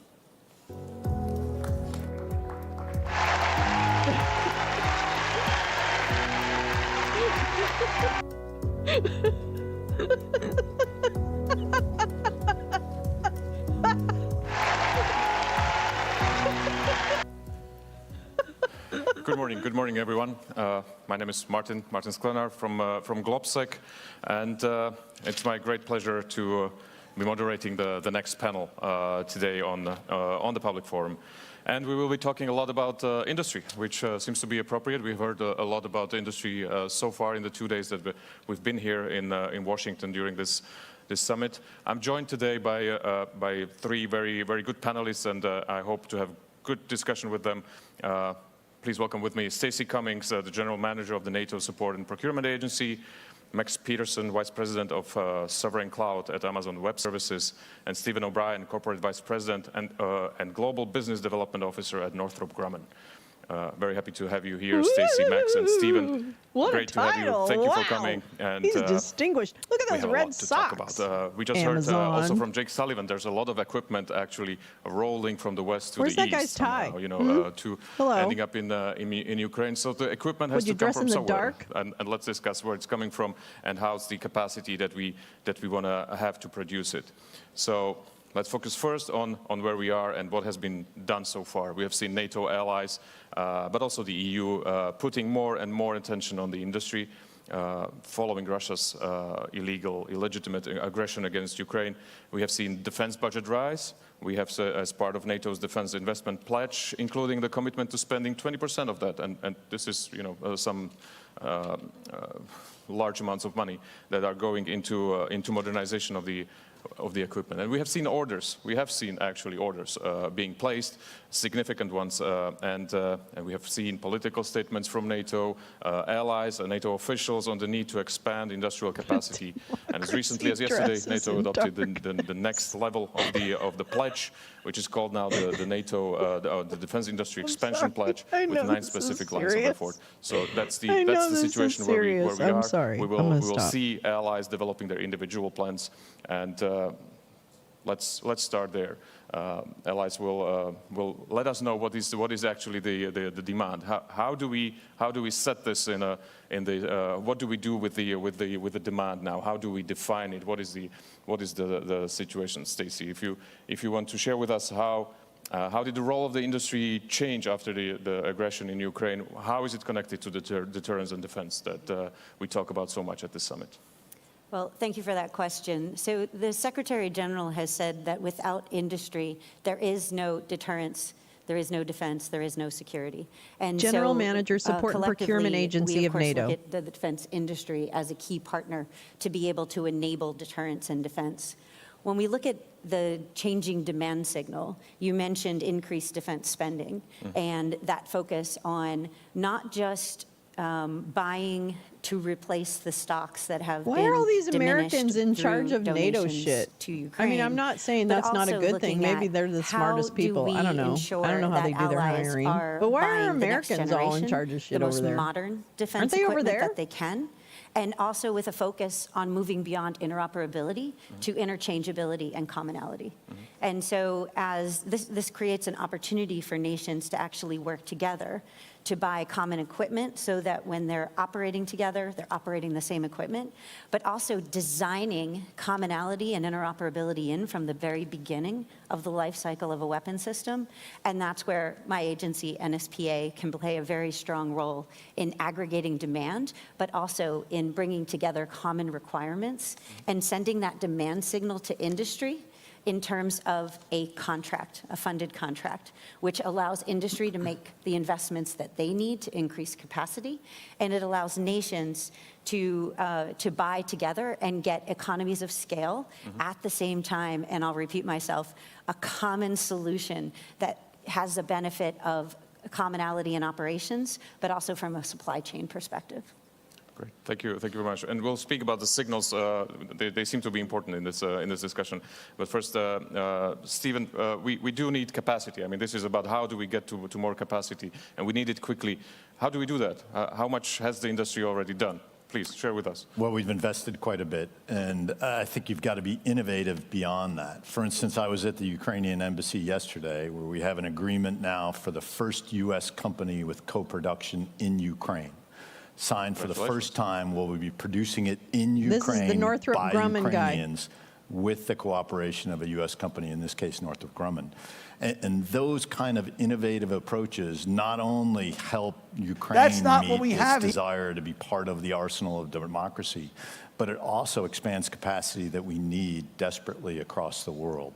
So it's not just the capacity we're looking for in the United States, it's those co-productions, co-development, and partnerships that are going to expand capacity across the whole region in the arsenal of democracy, because it's no longer in one particular country, it's worldwide.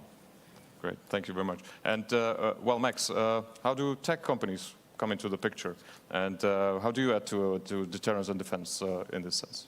Well, the kinetic effect is no doubt important, but in today's world, and in particular, as we talk about modernizing, the digital battle space is going to be incredibly important. It proved out in Ukraine in terms of the ability to rapidly collect information, synthesize it, and then get that information to the battlefield. I think what's really important from a tech perspective is that you have technology partners that have worked in the defense and national security space for a good bit of time. And they don't just bring tech, they bring mission experience.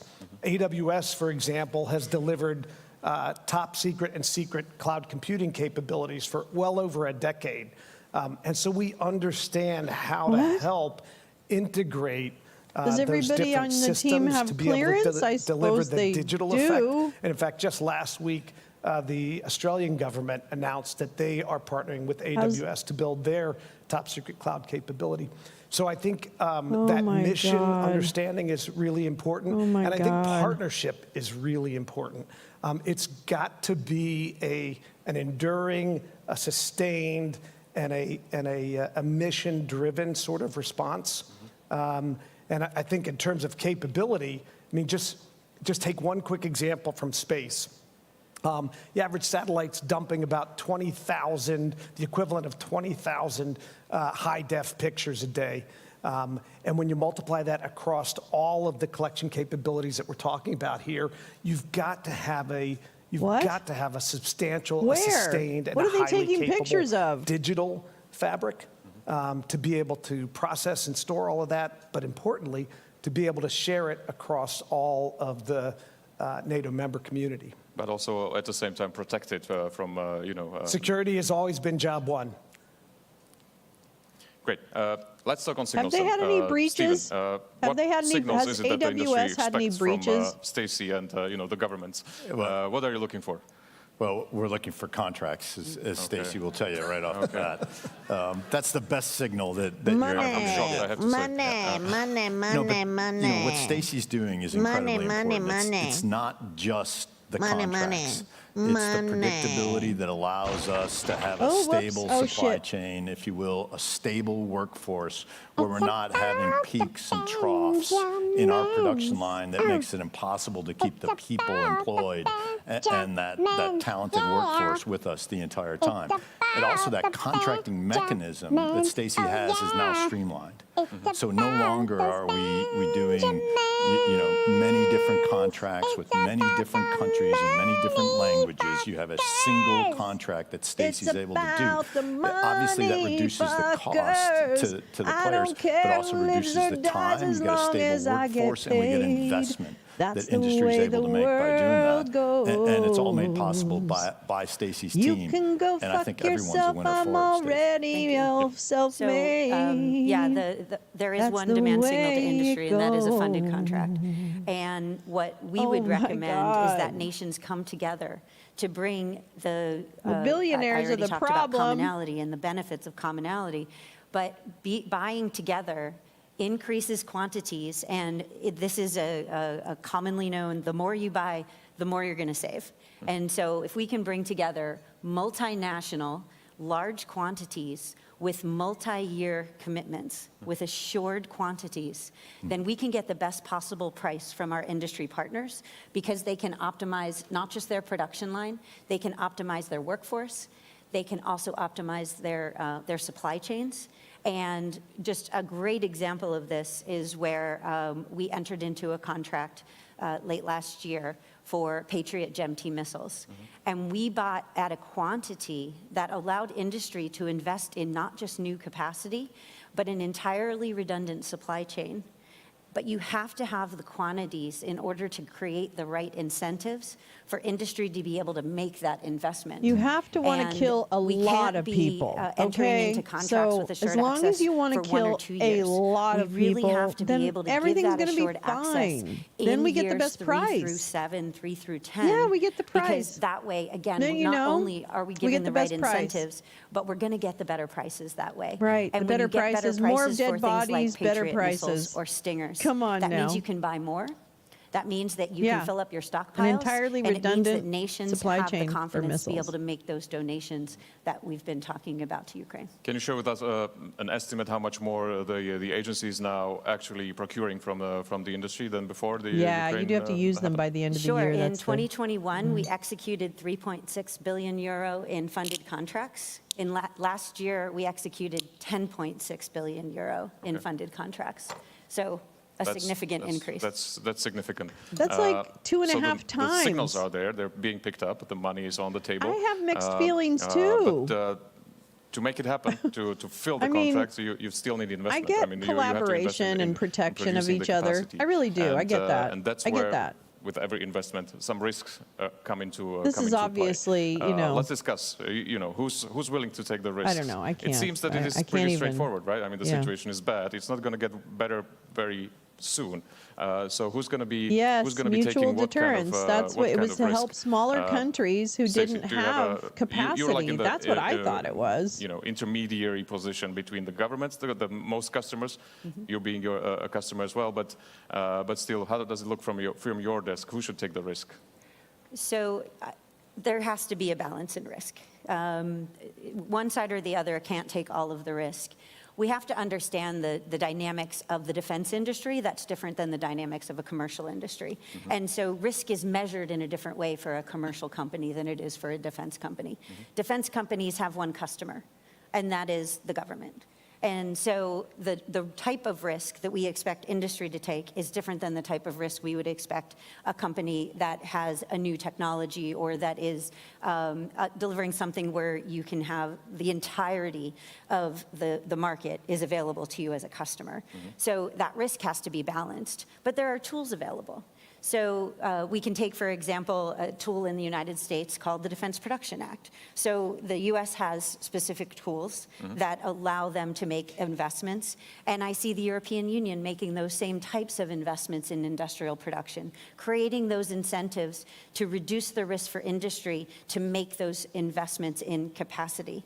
There are other things we can do around contracts. So we can have contracts with incentives in them. We can have contracts that have pricing based on quantity bands, again, to create those incentives. So the more you buy, the lower your price is. And we can also create contracts with innovations in cash flow. So that way we're sharing the risk, but we're also creating the environment where the defense industry has the confidence to make investments while the governments are making those purchases to get the products that they need at the right price. Okay. Yeah. Max, Stephen, what's the industry's take on this? How much risk are you willing to take on?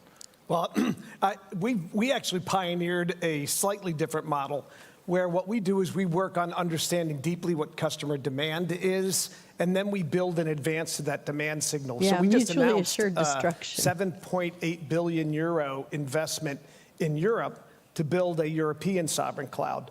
And that's based upon I still think it's a good idea to be able to collaborate across highly regulated industries and defense and national security space. I think that's okay. I mean, there's, you know what I mean? In the EU, and an understanding that's approaching getting rid of borders, which frankly is a great idea. I think borders are dumb, things like frankly. standards, on things like compliance, on things like security, so that we can actually get the platform capability from a tech perspective that we're going to need for defense across NATO.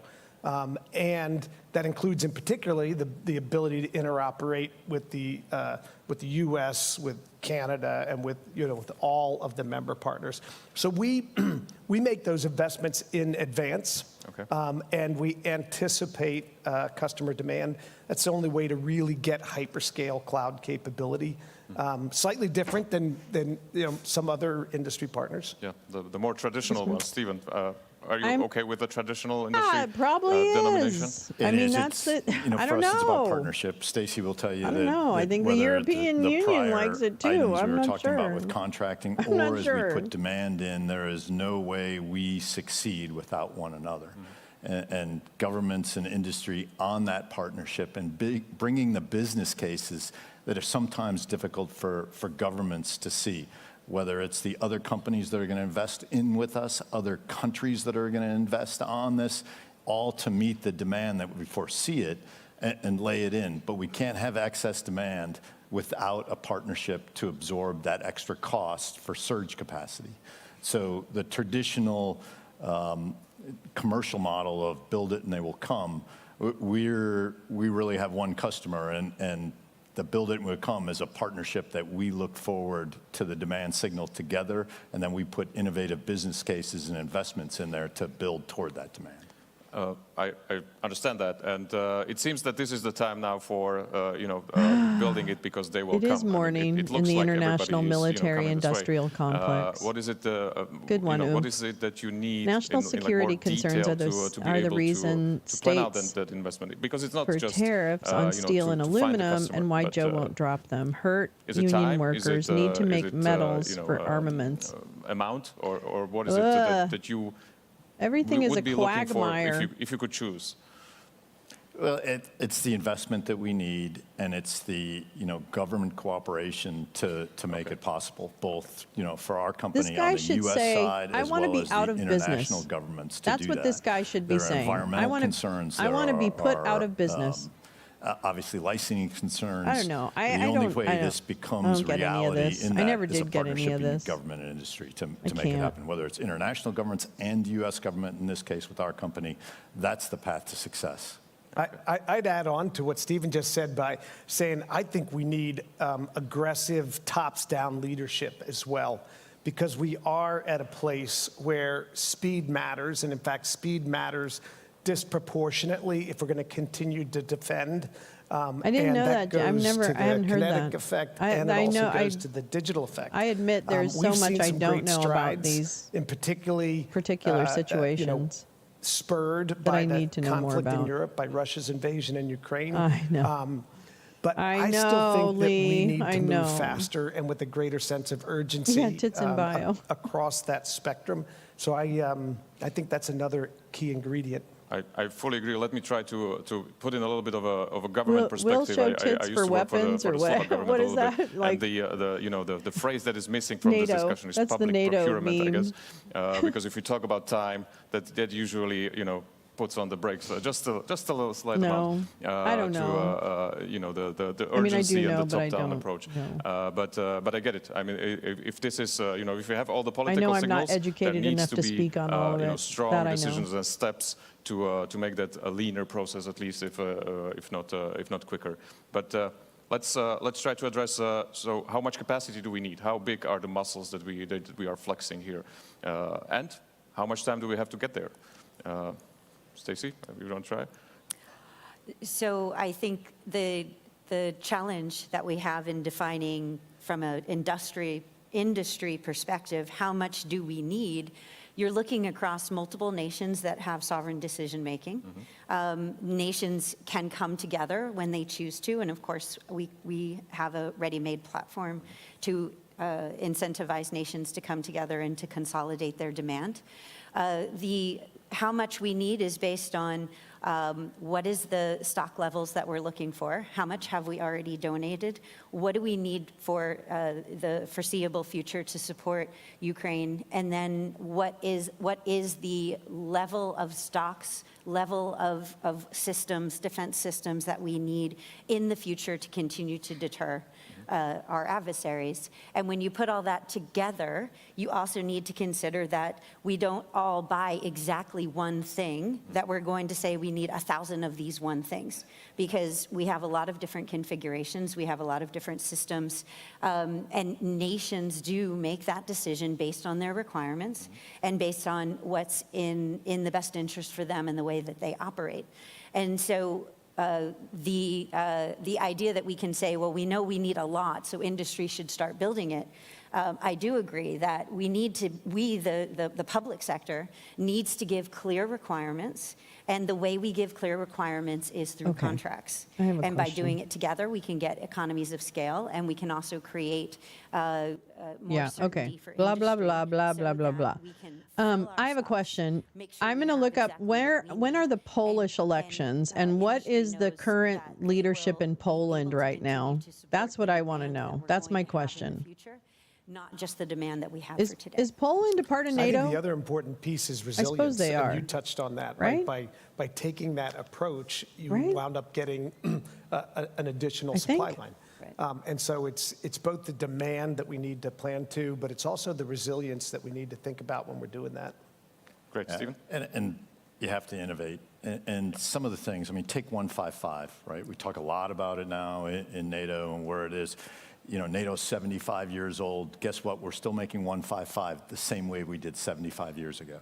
And it has a lot of stresses on the supply chain. Forged steel, that supply chain is at its max right now. The automobile industry has gotten pushing away them from into forged certain steel. They types use of weapons. austen-tempered, Interesting. ductile iron manufacturing. Doesn't matter what it says. What it is, a much larger supply chain where you can use that to build the shells that go into 155. We're already doing it on the Navy 5-inch guns. Why not bring it into 155? Another way you can innovate, even on something like 155, just like we did on JDAM, which is an aviation weapon, but 155 is a ballistically guided round of artillery. In other words, it's just gravity fed. It's not as accurate as we want it to be. The simple way is replace the fuse with a guided weapons fuse.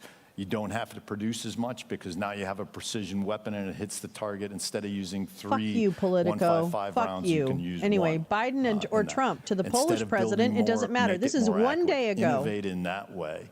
Much we different have than to be maybe, honest and tell Max is ourselves that the using with Cold War cloud, but you situation can is back, innovate and on it's some not of the due more to the basic actions items of the that we United have out there States. and reduce the challenges on the supply chain, reduce the challenges on the total no, number sorry, I that don't you mean to have. make fun of him. That's the way that we've got to think about this from I didn't mean to industry, make fun. It is. and then we've got to We bring have it to get rid together of all on their. what we can do. That's great. Let's dive into that. I would also encourage people in the audience and online to send in their questions.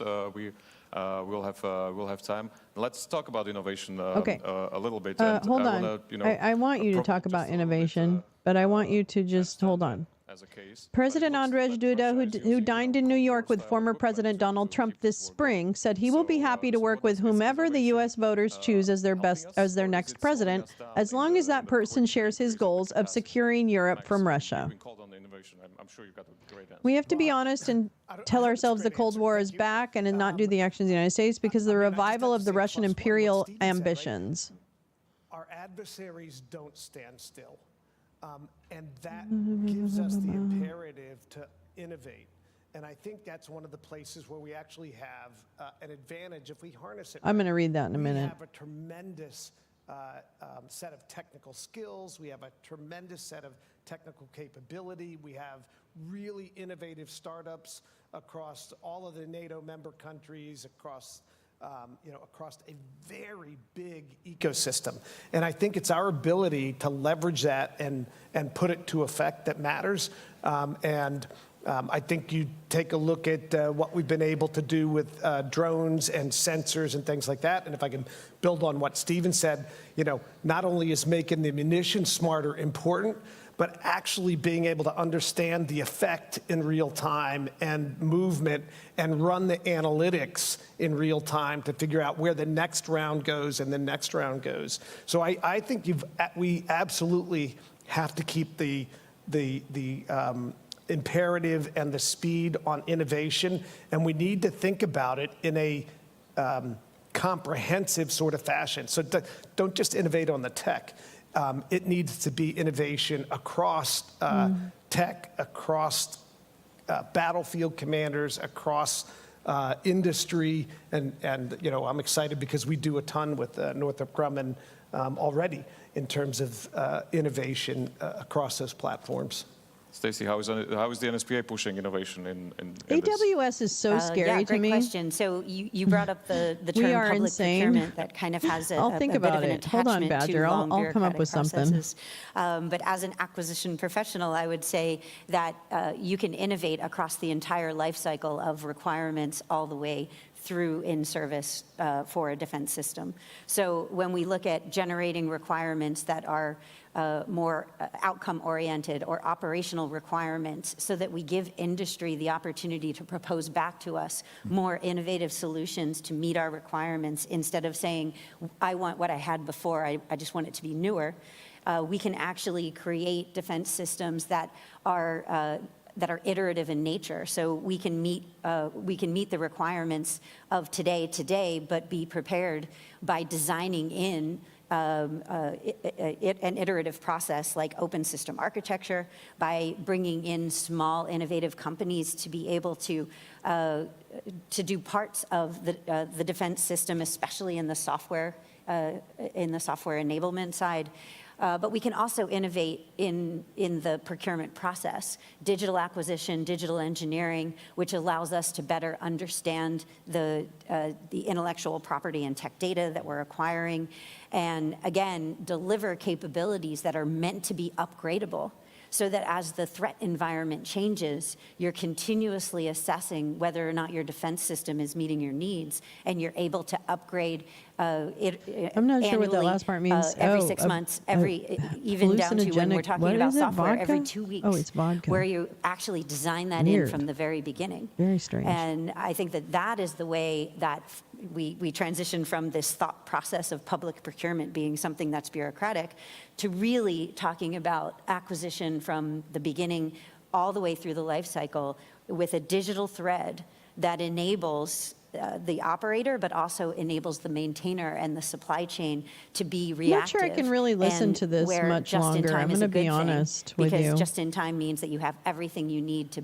either build the part or to iterate on the design. I'm not sure I can listen to them much more. I'm going to be real. I'm going to keep it 100. Really, I think, going to and is let me see if this is doing transforming anything. the way we design, acquire, and support defense systems. Great, thanks.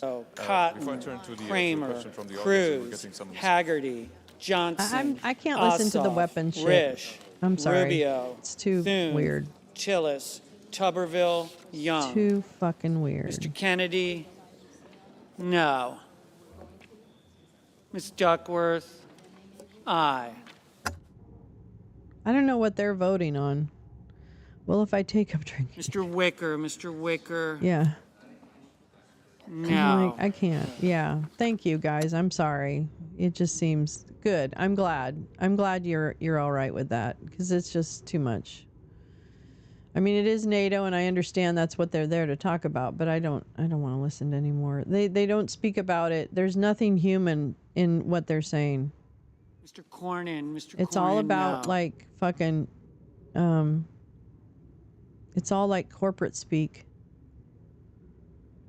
And I used to do that. I mean, I did corporate speak a lot for like 35 years, most of it in nonprofit, so a little different angle, but corporate speak nonetheless. And it's triggering to me because I really reject it now. And it just really, I think it just, I don't know if the word is obfuscates, but to me it just clouds the ability to get to a solution. You know what I mean? Like, it stops you from actually getting fucking shit done. Like, they could have this, I mean, I don't know. I mean, these people are obviously really committed to their jobs, so I understand that. I mean, dude with the ties making fucking billions. He's got fucking billions in stock options, right? Probably. Millions, at least. This guy probably has millions of stock, too, in Amazon. Right? He's so excited about what AWS can do, he can't fucking hardly contain himself. He wore his special lucky red socks today so that he would do good on stage. Well, he talked about how amazing his top secret clouds are. And he'll just sell them to anybody. And there's a ton of capability. That's the word of the day, folks. Make sure you've got your vodka nearby. Aye. Take a shot of vodka. Take a shot of hallucinogenic vodka every time you hear the word capabilities today. I hope you don't hear it, because I don't know if hallucinogenic vodka sounds like a very good idea. It doesn't really. I mean, I did too. Yeah, that's not my wheelhouse. Mrs. Shaheen, aye. So for me, it's very triggering, and plus, I mean, well, first of all, the weapons. It's just the way they talk about, the coldness with which you talk about weapons producing and acting like producing more is like definitely super awesome. If you can get really excited about producing weapons, I remember, okay, so I'm going to tell you a little story. So, and this is, I mean, it's probably a little doxy, but that's fine. My dad worked as an agricultural engineer. That's what he studied in college after coming home from the war. And he worked for a corporation in California that designed farming equipment, farm machinery, farm equipment, right? Like harvesters and sprinkler systems and all kinds of shit, right? So he worked for them for like, well, at the point that I'm going to end the story, it was like 27 years, right? So hi Easily, how are you? I'm glad you slept in. That's good. Good for you. That's healthy. I like that. Listen to your body. So my dad was an agricultural engineer. He designed mostly like grape harvesters, and he designed this thing called a boom, which was the large sprinkler that went across the fields, on wheels. I mean, this was back in the 70s. Okay. So, like, it was before all this stuff. And he did a couple of sprinkler valves design and stuff like that. So anyway, that was his like training. And in the 80s, right as the 80s were beginning, Reagan, the Cold War, right as that was heating up, his corporation literally turned to accepting military contracts. For whatever, I don't know. And my dad quit in protest, gave up a lot, because he refused to work on military projects. And hilarity ensued. But yeah, I always admired him for that. Always. No matter how nutty he was. So, I grew up in a very anti-war household. Very anti-war. Yeah, most farm equipment. Yeah. It is terrifying. I remember sitting in a lot of fields when my dad would go to check out, certain manifestations of shit. And No. we spent a lot of time in the farms of Central California. Let me tell you that. I spent a lot of time there as a kid, because he would go out and just see how things were going, and that's how we got involved with the farm workers movement in the 70s. My dad got us heavily involved with the farm workers movement and the protests against, grapes, oddly enough. So, yeah, it was a lot. It was a lot.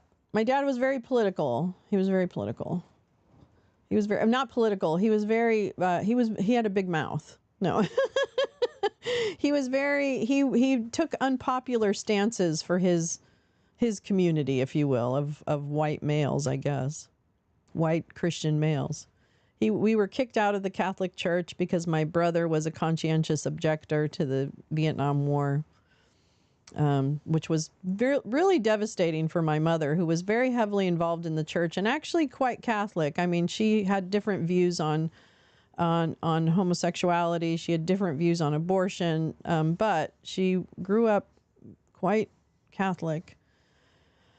And so it was really hard. Mr. Peter's eye. Yeah, I remember. I mean, we had people outside our house watching our house. It was weird. I mean, didn't go anywhere. You know, that was the time. It was the times. Those were the times. Mrs. Blackburn. Yeah, no. I don't know. No, because I was taking her vote. That's the way it is. Ms. No, because I was Hirono, taking aye. her vote. Migrant farm workers worked really well. Reagan destroyed it. Yeah, well, yeah. I mean, I didn't go to Farm Aid. No, I didn't go to Farm Aid. No. But yeah, my dad was a farmer growing up. That's what he grew up doing. My grandpa was a farmer. He's a pig farmer. So they were. My dad grew up in Missouri, so he was like a farm kid when he was little. So we always had that kind of like thing. He always had that thing. He's a little bit country. Yeah. Oh, festival benefit concerts. Yeah, I didn't go to Farm Aid. I've never been to one of those things. That's what we need right now, though. You know what I mean? Like, we need a democracy aid or something shitty like that. Oh, there's Junior NATO. He's looking to be the next weapons producer. No, actually, he might be a journalist. I'm sorry. I apologize. He's probably a journalist. Hold on. Let's see what he's saying. There's difficulty with changing and updating maybe these simple solutions is because after a year of negotiating contracts, once that contract's finally signed, there's no more profit maximizing incentive for the contractors to actually change anything and do anything any more innovative after that point. So if that's true, and maybe it's not, are there ways that we could change the way that we write contracts or develop these partnerships? Holy crap hole. Never mind.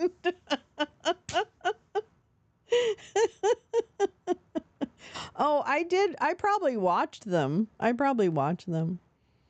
Nuns are still for abortion, yeah. Yeah, I don't know much about nuns, but yeah, anyway, so we had our that's just, those are very vivid memories for me, and obviously, whatever. That's how I remember these things happening and kind of growing up in a kind of crazy house. Oh, he's a lobbyist lawyer. Nope, not a journalist. Nope. Nope.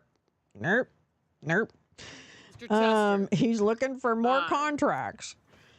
But yeah, I don't know. So I guess all to say that I Booker, I can appreciate the collaboration of NATO, and I can also be very like vomiting at the casual nature of talking about weapons that kill people.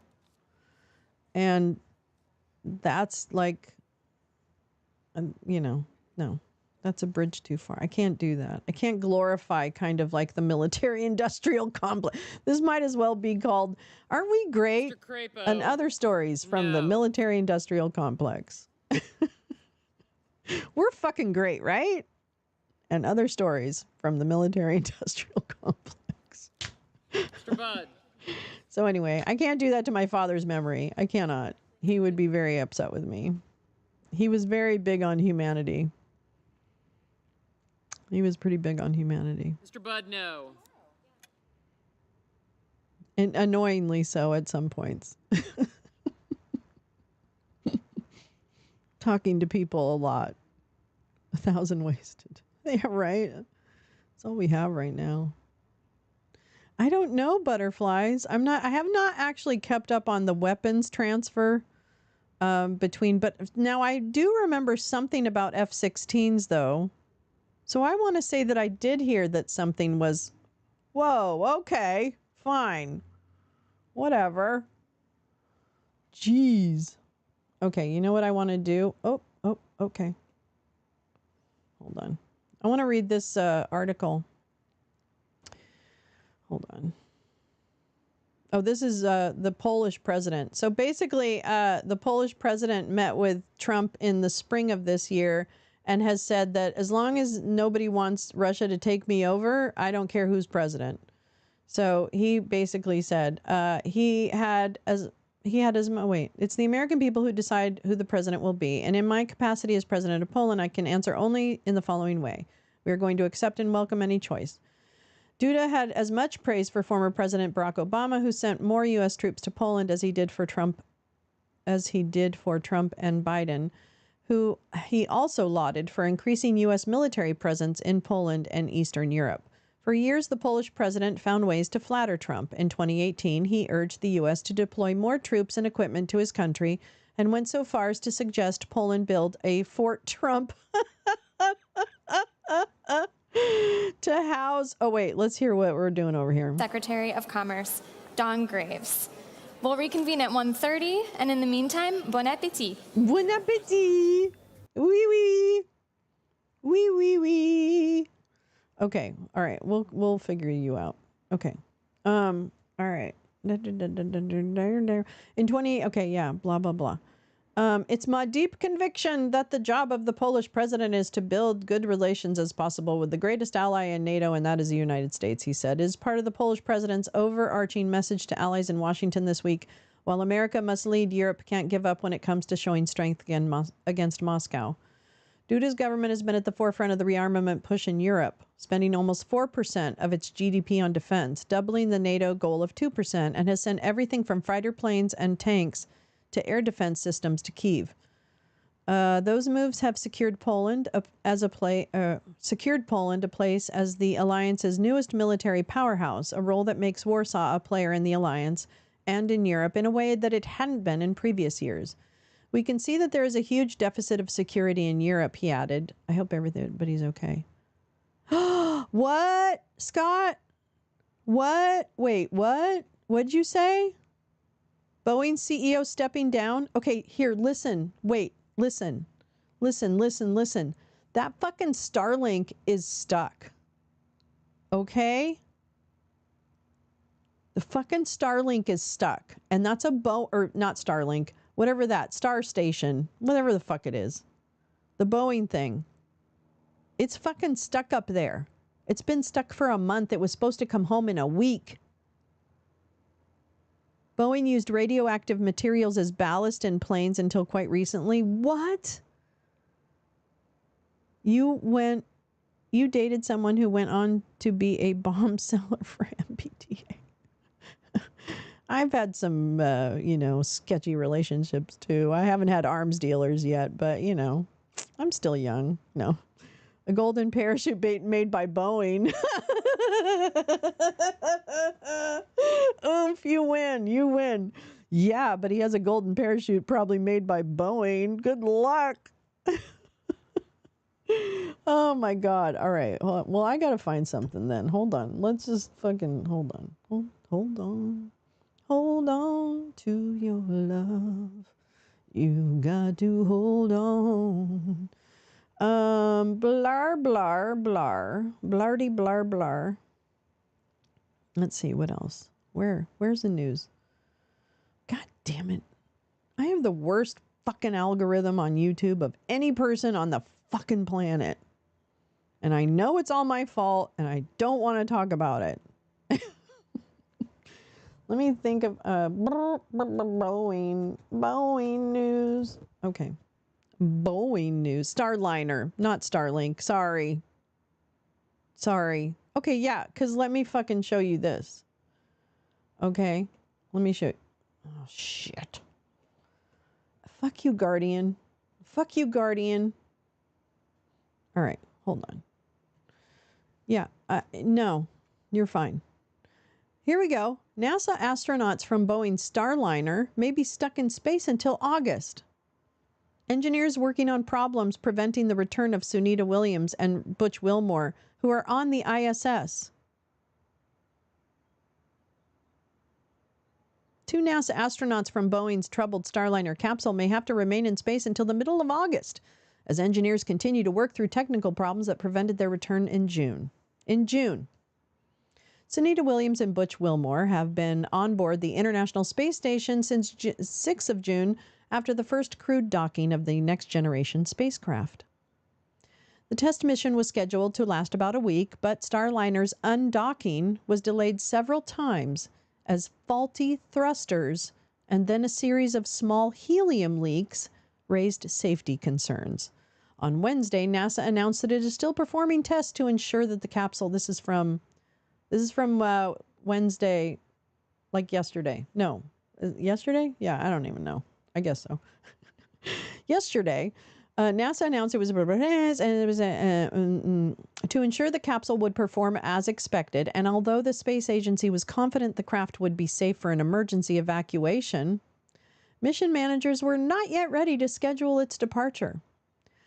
Some of the data suggest optimistically maybe it's by the end of July, but we'll just follow the data each step at a time, Steve Stitch, NASA's Commercial Crew Program Manager, said at a lunchtime press conference. What'd you have for lunch? We're going to work methodically through our processes, including a return flight readiness review with the agency before we get the go to proceed towards undocking and landing. This is a very standard process. Let's see. Hi, Joy. Yeah, it is a good quiz. Let's see. My brother was a big... It had to be pricey. Yeah. How do they have enough food? You're telling me you can't send somebody else up to the ISS and get them off the I don't get that. Okay, anyway, it doesn't matter. All right, let's continue. We're going to work methodically through our... Okay, included the very start. Oh, he added that a routine ISS crew rotation in mid-August was kind of a back end to the mission to avoid overcrowding in orbit. So that's it. My answer was the answer, is that the backup is that they get them when the next time they swap out people to be stuck up there. Great. Obviously, a few days before that launch opportunity, we would need to get Butch and Suni home on Starliner. Oh, so they can't actually even be up there when you bring other people up there. I get it. Well, this is real fucked, isn't it? But he noted that the space station, currently occupied by a regular crew of 7, in addition to the 2 Starliner astronauts, had sufficient supplies and resources, and there was no risk to anybody on board. What could go wrong? What could go wrong? Just send 2 very small astronauts. Like, where's the smallest? Give me the 2 smallest astronauts you have. You're going to space. You're going to space, Scrappy Doo. Come on. I mean, I don't know. Okay, let's see. But that, he said, gave engineers time. Oh, yeah, we got to check in on Rudy, too. That, he said, gave engineers time to perform ground fire evaluations of replica thrusters at NASA's White Sands Test Facility in New Mexico, and close out the helium leak issues he believed could be signed off by the end of this week. Well, that's great news. Mark Nappy, vice president and program manager of Boeing's Commercial Crew Program, not for long, told reporters that he was confident that the Starliner program would emerge stronger because of the issues. That's right. What does not kill them makes us stronger. Or even what does kill them, that makes us stronger too, because at the end of the day, it's all pudding. All this information is going to go in a big bucket, and all the engineers are going to review it and try and see if it doesn't point to root cause or point to some additional testing that we can do in the future to eliminate this problem once and for all. And you know what? If they die, they die. Although Boeing's space operations are separate from its aviation wing, boy, did they have to say that, the ongoing problems with the Starliner have added to the company's recent public relations crisis, sparked by the crash of 2 737 MAX airliners and a number of other safety-related incidents like doors flying off in the middle of landing. Despite being years behind schedule and more than $1.5 billion over budget, when it launched from Florida on June 5th, Starliner was intended to restore some of the company's lost luster and offer NASA a second private commercial crew alternative for the transportation of astronauts in lower Earth orbit to SpaceX's Dragon capsule. Sounds to me like NASA's doing too much with the private market, if you ask me. Two of the shittiest people on the planet, Boeing and Elon Musk.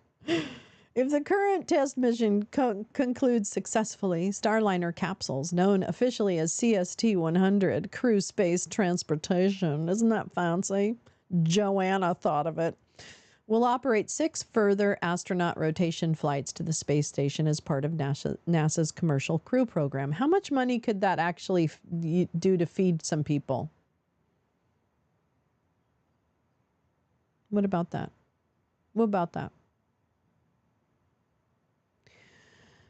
This is the world of test. This is a tough business that we're in. Human spaceflight is not easy in any regime. And there have been multiple issues with every spacecraft that's ever been designed, he said.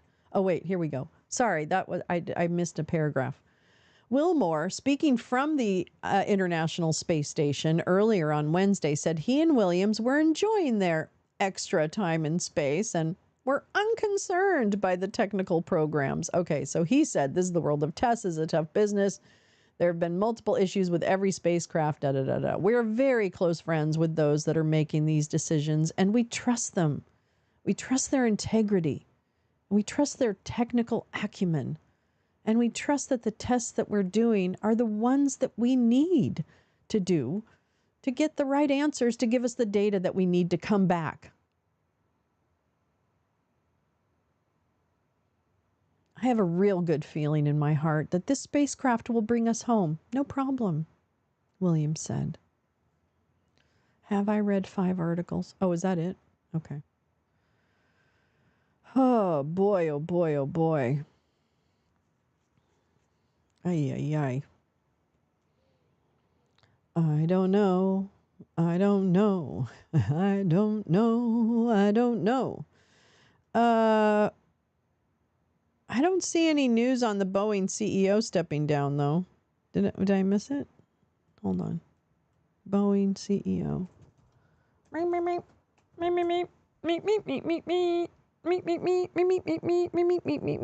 Whoop. Are we sure about that? Are we sure about that? I don't think he is. Unless it's like super recent. Let me see.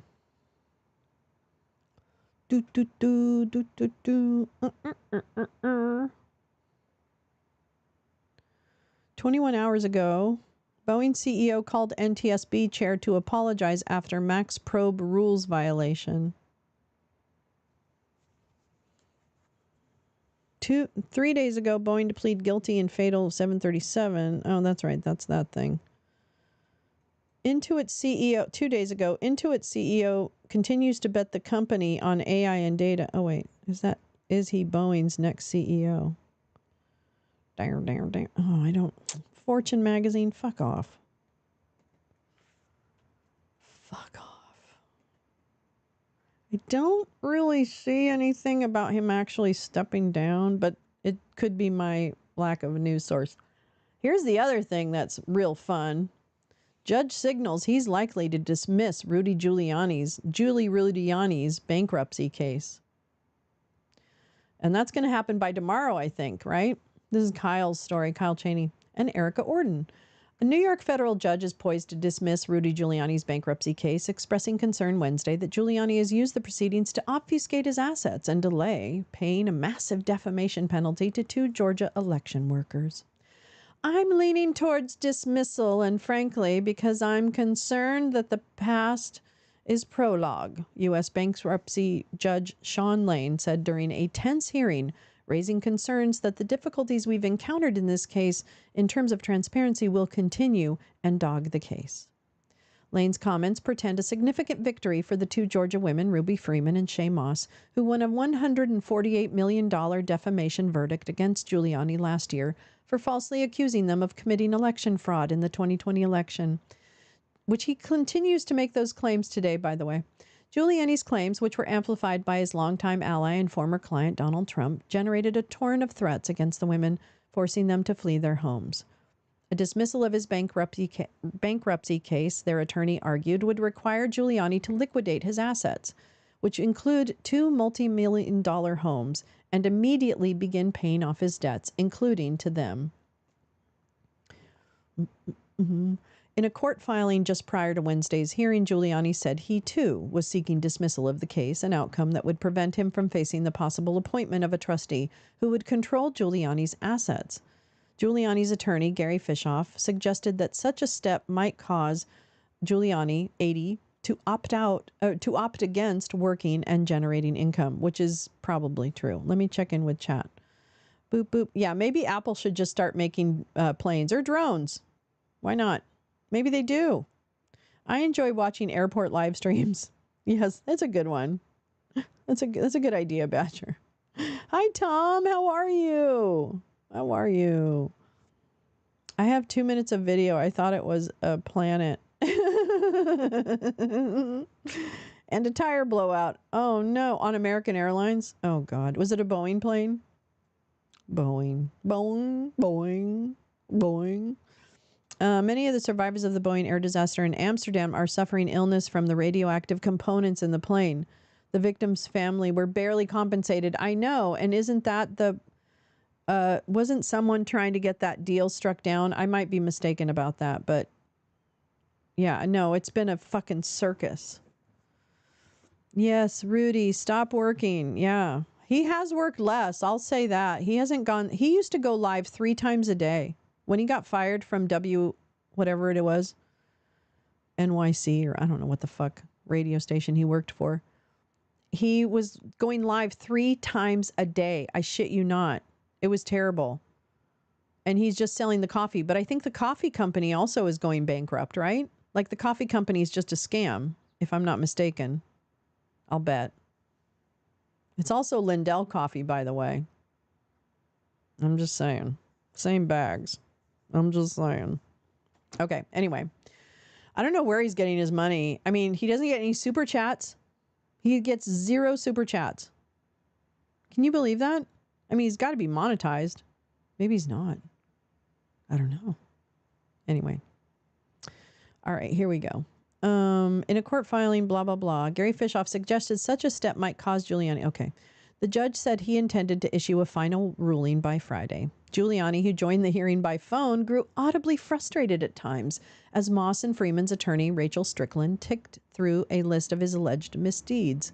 She accused Giuliani of using his bankruptcy proceedings, initiated just days after the defamation verdict, to shield himself from financial consequences. He's since repeatedly refused to comply with the requirements to disclose details of his income and assets, many of which are obscured and difficult to track LLCs. He regards this court as a pause button on his woes while he continues to live his life unbothered by creditors. That seems to be true. At least it was. Strickland said, if the case is dismissed, creditors will be able to hold America's mayor accountable for the harms he's caused. As she spoke, Giuliani interjected, calling her comments highly defamatory and asking to be heard. Lane interrupted the former New York City mayor, saying he was speaking out of turn and threatening to cut off his microphone if he continued to disrupt the proceedings. Sir, everybody gets a chance to be heard, Lane said. Though Giuliani's defamation verdict is by far his largest unpaid debt, he also owes millions of dollars in unpaid legal bills and other costs he's accrued in recent years. A committee representing all of his creditors urged Lane not to dismiss the case, but instead to appoint a monitor to run Giuliani's finances. Well, how's that working out for the Trumps? Because the last I saw, I keep posting a story about them doing a deal for Trump property or something like that in like fucking UAE, okay? So, excuse me, but I don't think they're supposed to be doing business, even if the project isn't located in New York. Am I right? I might be wrong, but it seems like, and Mazars is the one helping, fund or whatever, run the project. I don't know. What? Why is Mazars still in business? Why is UBS still in business? Why? Deutsche Bank. Well, UBS too, but Deutsche Bank. Why are they still in business? Why can't we track down, if we know so much about international money laundering, why is it still such a fucking issue? I don't know. I don't get it. I don't get it because I know I don't. You know what I mean? It's not like I have some kind. I don't know. I'm actually being really honest about the fact that I don't know. Shelley Duvall is 75. Is that today? I should probably do Wordle. No, anyway, I'm just kidding. In addition, she noted that Giuliani is facing numerous other lawsuits, including one by a former employee alleging rampant sexual harassment, which would have to be handled by the bankruptcy court if Lane decided to keep the case alive. Those issues are far outside the expertise of bankruptcy judges, she noted. It's time, Strickland said, for Mr. Giuliani to go back to the real world. Boop. It's time for you to go back to that real world. What are you guys talking about? Resilience. Resilience? If we're stronger at home, we're stronger as an alliance. Oh, okay. We, in May, actually brought all those senior national resilience officers here to Washington, and we did a series of exercises that were focused on some of the hybrid threats that we were talking about. Okay, well, I'm sorry. I don't think I can take much more of NATO today. Okay, well, that was a lot. Oman and Albania. I saw your post. Questionable for sure because money makes the world go around. Too big to fail according to governments. Oh, she died? Oh, I'm so sorry. She had such a hard life. Oh. That's terrible. That is terrible. I don't know. That's too bad, Max. Thanks for bringing that into it. I know. The Rudy character. Yeah, she had such a tough life. The stories of her and like Stanley Kubrick, who was fucking insane. And him being so abusive and things, and just the whole set being so abusive and hard. I think it really took a toll on her. I don't know. It really felt bad. I loved her children's series. Oh my God. Didn't she? Yeah, she did like storytelling. It was so good. It was so good. She deserved a lot better, I think. Olive oil. Oh my God. She was the best. Olive oil. Oh. God, she was so good at that easily. Good point. Good point. Sad. Well, my dearest friends, I think that's it for this morning. I don't know if I don't have anything happening this afternoon. I still want to do some gaming, but I got to do a couple things around the house and one errand. So I might not be able to do any gaming, but and then also I know Radicalized Pod, which the channel's available on my suggested channels on my YouTube page. Oh my God, Scott, I want to read that. They have Craig Unger. They have an interview with Craig Unger tonight. Oh my God, Craig Unger I'm like such a fangirl of Craig Unger. He wrote American Compromat about the compromising of Donald Trump since the 80s. And he's written other things about Putin and about Trump. He's so fucking good. And so I very much am looking forward to that. That's tonight at 7 p.m. Pacific, 10 p.m. Eastern, et cetera, et cetera. And I highly recommend, because I can't wait to hear what Craig thinks about where we are right now and what's happening, given what he knows about active measures and all that kind of good stuff. So very much looking forward to that tonight. Obviously, Tomorrow morning, wake and bake, usual. And then tomorrow afternoon or tomorrow evening, it's the lounge. It's loungers, lounge. Trivia. It might be a kitchen one. It might. I need to make some bread. So it might be a kitchen one. So I'm kind of homesteading here. So I might need to make some bread. So maybe if I can get my shit together, it'll be a kitchen stream. But trivia too. Trivia, of course. Of course. A horse is a horse, of course, unless the horse is not a horse. And then, of course, it might be anything else, but it won't be a horse. I hope so. I'll do my bestest. Maybe that depends on what I get done this afternoon. Because I got to get bread. You know what I'll do? I'll start. Oh, you know what? I'm going to put some new. Okay, I admit it. My starter fucked itself. I don't know how I kill starter. I'm not sure how I kill starter, but I do. Yes, after the 5-8. That's right, with LB and Greg. Don't miss that. That's at 5. Well, of course, it's at 5 o'clock Pacific, 8 o'clock Eastern, because it's called the 5-8. But then it's also 5 topics for 8 minutes. So it's a lot of things with 5s and 8s. Yeah. I am a starter murderer. But I'll do some tonight, and maybe it'll at least be a little startery tomorrow. I really do need to make some bread, because I can't find bread that I want to eat. So I need to figure out how to make my own. I just can't. I need like really sour sourdough, and I can't find it in where I am. Oh, yeah. I know. I'll figure it out. Don't worry. I'll do 2. I'll do like they do on the cooking shows, Max. I'll make it ahead. In fact, I'll do like a finished product. No, I'm just kidding. Yeah, I know. Well, I'll start the starter today, and that at least will be a little startery. And then tomorrow morning, I can like start rising some loaves. You know. I can. Max, I don't know what you're worried about, Max. I don't. What are you saying?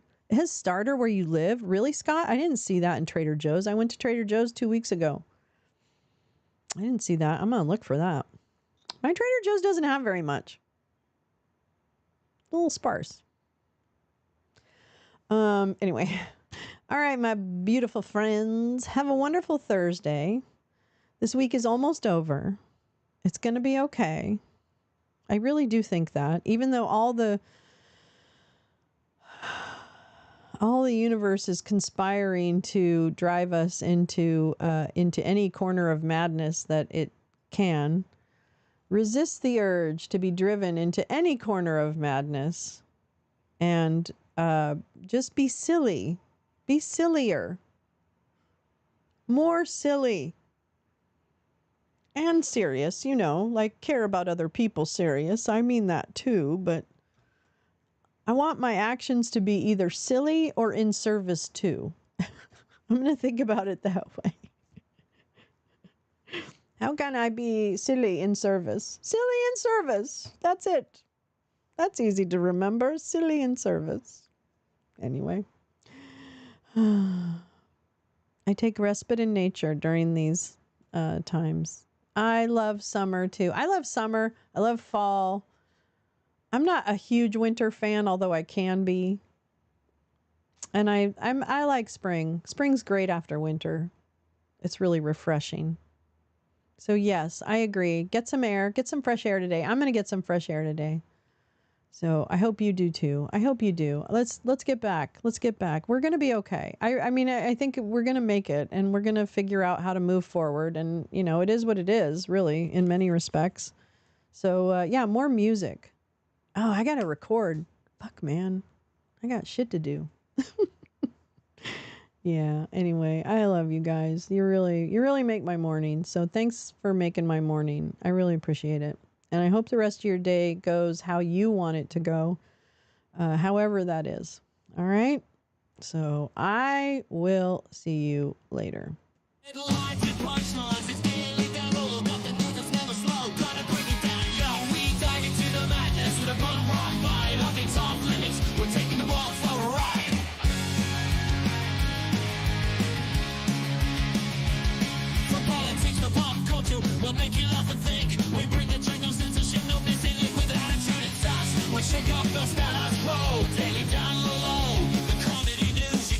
You'll never catch me, copper.